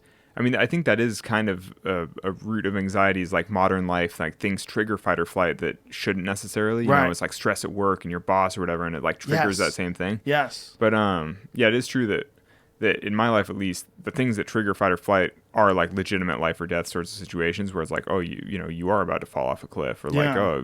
oh, like the storm is coming and you're out in the middle of nowhere and you're like, I'm about to get worked. It's like, Right. like typically when I feel that kind of major anxiety, it's like for a real reason. And I mean, it is interesting. Yeah, I mean, it is appropriate that way. It's Yeah, like totally it's makes like the sense. correct outlet for that kind of stress. It really does completely make sense as to, and also most of the guys that I've met that do what you do, and I don't know if I've met anybody that does exactly what you do, but guys that climb a lot, they're pretty chill. Yeah. It's a pretty Well, dude, I think part of that is because you get worked by nature so often that then when you're in sort of normal life, everything feels pretty relaxed because you're kind of like, Yes. oh, I'm physically comfortable, I'm fed, I'm hydrated, I'm like, my Yeah. body is fine. I'm not about to just get hammered by nature, yeah. Like, Yeah, that's my Dude. philosophy about really difficult exercise. It's really important because it makes other things seem easy. And the stresses of regular, I think we have those just like a standard base level of stress. And when you artificially impose a higher base level electively, like whether it's through climbing or other kind of exercise, whatever you're doing, it makes the rest of life seem easy. Yeah. Dude, I had earlier this year, there was a winter storm warning for Vegas. It does snow in Vegas sometimes, in the mountains especially, like get snow. There's a winter storm warning for this like storm coming through, and I'd climbed like 20 days in a row basically or something, and I wanted to use the storm day to try to hike this one section of the traverse that I'm trying to do of all these peaks. I figured I would like take advantage of a non-climbing day to do the one walking section to like figure out where the route goes. And so I went out in this crazy storm, and when I started it was like snowing a little, and I was like, and crazy wind, and it's really cold. And I was trying out these new like waterproof layers just to see how, actually I wanted to try them out before the jungle to see if they'd be good jungle layers. And so I go up into the mountain. Anyway, long story short, I get completely worked. It turns out visibility is nothing. I didn't know where I was going. I get lost in the mountains. And it wound up being basically too difficult of terrain to travel through in the snow. Because I'd sort of taken it for granted, but in Red Rock on those mountains, you walk on these like exposed sandstone slabs all the time. But when you cover them in like 6 inches of snow, it's like really kind of horrifying. You can't just like walk up the slabs anymore. It's like now a total tobogganing death trap where you're going to like slide down. So I was like, anyway, so I go up quite a ways. Eventually, I just had to give up and like turn around. But I'm now 2,500 feet like up this mountainside, and then I turn around, and then it all was way more socked in. I couldn't even see my tracks anymore because everything's like filled in and visibility's nothing. And so I had like a Garmin watch on, so I kept like looking at the little track on my watch, being like, "Am I to the left or the right of the track that I came up?" Like no idea where I am. Full mountainside, keep falling down, and there's like you were falling. Yeah, but like sliding over things or tripping on rocks. It's really steep hillside with like, and you're stepping through, say 6 or 8 inches of fresh powder, but underneath it's still like loose rocks and cactuses and things like that. So it's like, the terrain it's not like a snow base or something. Right. It's like you're just stepping through it and falling over. Anyway, so I fell into cactuses a bunch of times. And so the thing is I was totally hypothermic, completely wet, totally worked. And my hand had all these cactus thorns in it, and my other hand was too numb to like manipulate anything. So I wound up like biting the biggest thorns out, and then just left the rest of them because I just couldn't use my hands, and just keep staggering down the mountain. Anyway, eventually I like made it back to the car, made it back to the house, and then I had my wife pull all the thorns out because I couldn't really use my hands. I was so worked, but I was kind of like, but that was like my rest day adventure. You know what I mean? That's like, it turned out being way more harrowing. I was hoping that it was going to go better than that, and it didn't really work out. But that is kind of the point, that when you take on that elective love, I was like, I had a goal that I wanted to piece together this section of a hike. It didn't work out that way. I wound up, building a bunch of character instead. But, you're just like, that's just a normal day out. It's like when you're adventuring in the mountains, sometimes those winter storm advisories actually happen, It's just easy living in the desert. You're like, it'll be fine. And then you're like, no, it was not fine. It was totally crunk. That's pretty crazy. And that does speak to what we're saying. Like, if you're doing that kind of shit. Yeah, and that's just like a normal day, Like, that's not even like the crazy, like, oh, I thought I was going to die. I was just deeply uncomfortable and like sort of on edge for, a while. Yeah. When I got home, my wife was like, "This is the most worked I've ever seen you." Like, it's just totally like a wet dog that's been beaten too hard, But I was like, I need a hot shower. I need like towels. I need hot soup. I need you to get the tweezers out and do some work. But you probably felt amazing once you were back home, right? And you did have a hot shower, except for your hands. I think I was kind of worked I think I just lay down the rest of the day. Basically, I was like, oh, what have I done? But didn't you feel happy that you were home? Well, yeah, no, totally. That's the whole thing with all these types of climbing experiences, is then you're just so glad. Because we live in just like normal little suburban house, but you're like, there's a bathroom with hot water. It's like so great. It's like, yeah, it doesn't take much to feel very comfortable. Do people in your neighborhood recognize you? No, my neighbors, all three of my neighbors are 7-year-old ladies that have lived in the neighborhood since it was first built in '89. It's pretty classic. Oh, wow. That is classic. Yeah, it's pretty funny. Actually, one of them just had to move into a home, which is kind of sad, but that sucks. So, yeah, she had like a stroke or something. Oh, that sucks. Death comes for all of us, my friend. Yeah, totally. The climbing community in Vegas, is it a pretty robust community? Yeah, and like more professional climbers are sort of moving. It is the best 4-season climbing in the country. It's for sure the best climbing in the country. Wow. So there's definitely a reason for climbers to live there. And I think the climbing scene in Vegas is actually even more robust than I know, because I'm constantly at the cliff and I meet someone. I'm like, oh, where are you from? And they're like, we live here. And you're like, really? And that happens consistently, that I meet people you know, and we're just like out at the cliff climbing, and you're like, you live in town? I've never seen you or heard of you before, and you're, you know, like you just live here too. So it's kind of that's the weird thing about Vegas. You wouldn't realize it, but it is very small in terms of the outside area, like a small townish. Oh, I don't know. Well, what do you mean? How many people live there? Like 2 million people live in Vegas. In Vegas. I think so. But you're in the outskirts, right? Well, yeah, I live in suburbia, but it's like, no, I mean, it's all just Vegas. Oh, it is? I mean, almost all the climbers live on the west side because that's where the rock is. That's where like Red Rock and all the cool limestone is. And so most of the climbers live on one side of town, but still, I mean, it's just suburbia. You know, it's like, yeah, I think it's 2 million people living in the basin. It's like, it's a pretty big town. Yeah. But it's just like I within... think of Austin as being pretty small, and Austin is basically 2 million people too. Austin is 1 million in the city and then 1 million in the outside areas. Interesting. I wonder, yeah, I just wonder how it feels like. I mean, the other thing about Vegas is there's literally nothing else around for hundreds of miles. So it's like the people that live in Vegas are the only people around. Whereas there are, how far away is San Antonio and stuff? I forget. An hour-ish. Yeah, okay. So that's kind of the thing is that, you know, or certainly like LA especially, you're like, oh, well, LA, you know, the city of downtown LA has a certain population, but there's so many people living within a 2-hour drive that it's like, it's this crazy bowl, you know? It blends. Yeah. LA, there's no line between LA and Orange County and San Diego. Yeah, it's all exactly. just mass. Exactly. It's massive human It's beings. sprawled into like a mega city that you're just like, oh, it's just too much. It's so too. I didn't realize how much it was too much until I came here. Dude. Or like your old studio in the hills or whatever. What's it called? In the valley, whatever. That was like north. I mean, that's like totally. You know, you're like it's L.A., but it's actually like an hour drive away in crazy traffic with millions more people, and you're like, where the fuck is it? It's like there's no end, dude. Yeah. Actually, fun story. You know, last time I talked to you was in that studio, and it was during the free solo tour, and I had to leave because I was like going to the airport. And I was like super late because we always chat so freaking long. And it was like, you know, an hour to LAX from there or something with traffic. And my driver canceled. Like basically the driver got there, like saw that it was supposed to be going to LAX and just like bailed and drove away. So then I had to wait for like another driver to come. You know, I was using Lyft. And then another driver gets there and I'm now like fully going to miss my flight. And I was like, dude, I'm going to miss my flight. If you can get me to LAX, you know, basically in time for my flight, you'll get the tip of your life. Anyway, the dude was like, I was like either Bangladeshi or like, I think he was Bangladeshi or something. Basically, he was like Indian driver and it was like setting a fish loose in the sea. He was like, you want me to do what? And then he basically just like drove in the shoulder and did like anything. He got me to LAX in like half an hour. Wow. It was totally incredible. It felt like I was driving in Bangalore or somewhere, you know. Did you get nervous though? No, I was like, basically I was like, if he feels safe, I feel safe. I was like, you do whatever you want. It's like, you take me, I forget where he said he was from, but it was like Indian subcontinent. Like, and he just went old school, like, dude, fully like, yeah, like driving on the sidewalk type, like anything goes. Like, I was thinking of it recently because, you know, I was just in this trip to the jungle and the driving in Georgetown, like the capital of Guyana, it really felt like that, where it's kind of fish in the sea. Everyone's kind of doing their thing. Like all the stoplights are out, so people just kind of like figure their way through the intersections. Nobody hits each other, but it's all feels kind of weird, you know. And I was remembering, driving from your studio in full like action movie, like totally insane drive. The craziest I've ever driven in is I wasn't driving, but I was being driven. It was in Mexico City, where they don't give a fuck about traffic lights. It doesn't mean a goddamn thing. People are running red lights left and right, and I was like, dude, is this normal? He's like, my friend, this is Mexico City. Yeah, exactly. Anything goes.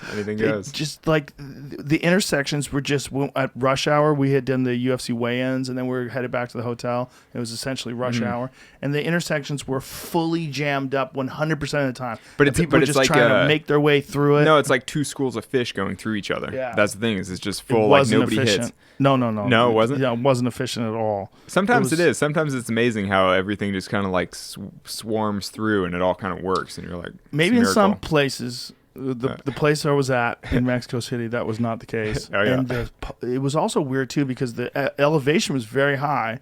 I think it's like 7,000 feet above sea level, but the pollution was fucking insane. Like we were flying into it. It was like there was a fire. It was so. I put it on my Instagram because it was so nasty. I was like, this is great, and I had a headache the entire time I was there. And I was like, do I have a headache because of pollution or altitude? Like I didn't know. Huh? I've never flown in Mexico City. I have heard that it's like pretty insane intense. though. Pretty intense. And this it was unfortunately for the people that were fighting, it was a heavyweight title fight. So imagine being a giant person, which you're already a hard time with cardio anyway, and then being at 7,000 feet above sea level and more cardio requirements, and then pollution. Dude. Though presumably they go early for that kind of thing and like spend some One time guy, getting used to it. And glad you said that. One guy did, and he won, and one guy didn't, and he lost. And the guy who lost is known for having spectacular cardio. interesting. And he wound up, But did he lose because because he just got punched in the face too hard? Or no, because he got tired, and he Huh. never gets tired. He got there 2 weeks before, or the other guy was there months before. Really? But 2 preparing. weeks you think would still be enough to sort of No, they say acclimatize. 2 weeks is out. You're better off like 2 days than 2 weeks. Oh, really? Yeah, your body doesn't really acclimate. Your body your body really needs a lot of time to acclimate to 7,000 feet above sea level, like months. And this first guy, the Fabricio Verdum, he did it for months, but Cain Velasquez only did it for a couple weeks. I think he had like 11 days actually, somewhere in that neighborhood of a couple weeks. I don't remember exactly, but they were saying when you talk to actual experts, you're almost better off coming in right before the event. Then, whereas you can get all the work and do the hard cardio leading up to that, and then have you're going to be diminished because of the altitude, but at least your body has gone through the hard on work. your own program. Yeah. Yeah. Because, there's two schools of thought when it comes to high altitude training. Some, when it comes to fighting at least, some, the current school of thought is you should train at low altitude but sleep at high altitude. They used to think you should train at high altitude because when you train at high, but now they think no, because your workload is not as great. Yeah, you can't work your muscles as hard. So they want you to train, for the couple hours that you're training, be that at low altitude, and then so like a lot of fighters will train down in the valley and then drive up to Big Bear in California because you can make that trip in a day, in a couple of hours, and so they live up there and sleep. And up where there. do they fight though? Like usually fighting. Well, it depends on where they're fighting, but even if they're fighting in Vegas, there's still a cardio benefit to sleeping at altitude. Huh. And but Vegas though is like 2,000 feet or like 1,500 or something. But it's not about the requirement of Vegas. It's about having higher red blood cell count, so you have in general greater cardio. Oh, and is that true though? Yeah, it is true. Yeah. Okay. It's one of the reasons why a lot of people like big time teams come out of like Denver has a really good big time team. There's a good Team Elevation, and Trevor Whitmore's his team is up there too. And Jackson Winklejohn, which is in Albuquerque, New Mexico, which is I think 5,000 feet. Is quite a few camps where they work at a higher altitude, and they seem to be pretty successful. Actually, I'll be doing that this week because I'm supposed to be climbing Mount Whitney this week, which is like 14,500. It's like the highest peak in the U.S. And so I'll sleep in the van like at the highest point I can around Vegas, which is like 8,400 feet. Oh wow! Kinda like, yeah, it's like at least something. Like basically sleep at altitude a couple nights to acclimatize a little bit, so that when you go mountain climbing, you don't feel quite as bad.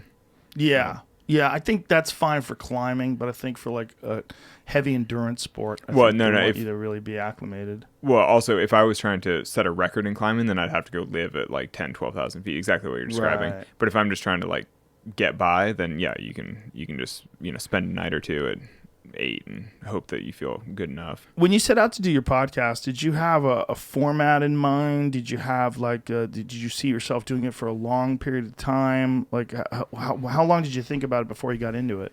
So my podcast is with this guy Fitz Cahall from Duct Tape Then Beer, who like does this podcast called the Dirtbag Diaries, and so he's like a professional, like he's done this a long time. So he brought all the technical expertise and like sent me the equipment and everything, sent me the mic. That's and convenient. Then, and taught me how to use it, which is super helpful. And explained how to do all the levels, and then his team is doing all the post production and editing and like dealing with everything. And he sort of approached me about the idea of doing it as lead up to the Olympics. We called it Climbing Gold, and it's just like it was going to be just a look at the competitors and kind of the state of climbing as it goes into the Olympics. And then when the Olympics got pushed, we kind of found that we had the extra time to go a little bit deeper into real climbing. Like what is bouldering? Like who does first ascents? Like who puts the route up first? Like why does that matter? And then in our first episode with this guy, Peter Croft, who's like a personal hero of mine, is about vision and sort of inspiration in climbing. Like why does one generation's vision end and another generation surpass it? You know, like basically, you know, why can the last generation of climbers not see past into what the next generation is going to do? I mean, it's just interesting because like Peter was an incredibly talented climber and he kind of took free soloing to a certain level. And I basically started at the level that he ended at and then took it to a different level. But now I'm sort of like, you know, I wouldn't say that I'm necessarily at the very limit of my vision, but, you know, I'm close. Like doing El Cap and the film free solo, all that kind of stuff is like definitely represents like the edge of what I consider possible. But then already now I see sort of Olympic competitors who are just physically so much more gifted that in theory they'll have a totally different vision. Anyway, so those are the sorts of ideas that we've been exploring. It just seems like a good time for it, you know? It's like, and there's nothing like that in climbing podcasting right now. I mean, there are a handful of sort of long form interview podcasts, kind of like what you do in climbing, where they like chat with interesting climbers and tell long stories. But it's not edited down to be thematic, you know, it's not explaining the sport in an approachable way. So yours is more produced. Yeah, it's much more produced. And that's the intention. And so the idea was always to have sort of a limited run, like 10 to 20 episodes leading up to the Olympics and sort of explaining the sport in a way that people can access. And then once you've done that, do you anticipate continuing it for years, or do you? No, the idea was just to do this one-off thing, but I'm sure, as you know, you just never know where it's gonna go. Are you enjoying it? Yeah, I've really been enjoying talking to the guests because so many of them are personal heroes of mine, like people I've looked up to my whole life. Were like, oh, and then some of the stories, like I was telling you, the woman Joanna Uriosti, the first ascensionist in Vegas, like hearing her stories, I was like, this is crazy. So I find it like really personally inspiring. You know, like it excites me to go out and climb other things, just because I'm like, wow, like I can't believe she was doing that in the 70s. Like it's so wild, you know, like keeps me excited about it. That's awesome. But, and what is it called again? Tell everybody. Climbing Gold. Climbing Gold. Yeah. And it's available everywhere? Everywhere. Spotify, Apple, wherever you get your, wherever you do podcasts. Well, listen, man, thanks for being on here again. I appreciate it. It's always fun to talk to you and sit down with you. We just did 3 hours, believe it or not. Jesus Christ. Yeah, it's already 4 o'clock. Is it really? Crazy? Yeah. That is crazy. It's crazy. That is great. Well, that's the thing. It's always the experience. It's the Joe Rogan experience. You never know where it's going to take you. Well, it's always fun talking to you, my friend. Thank you very much. No, Great thank to see you. I want to see the splits now. Yes. Okay, I'll show you right now. Bye, everybody. Bye.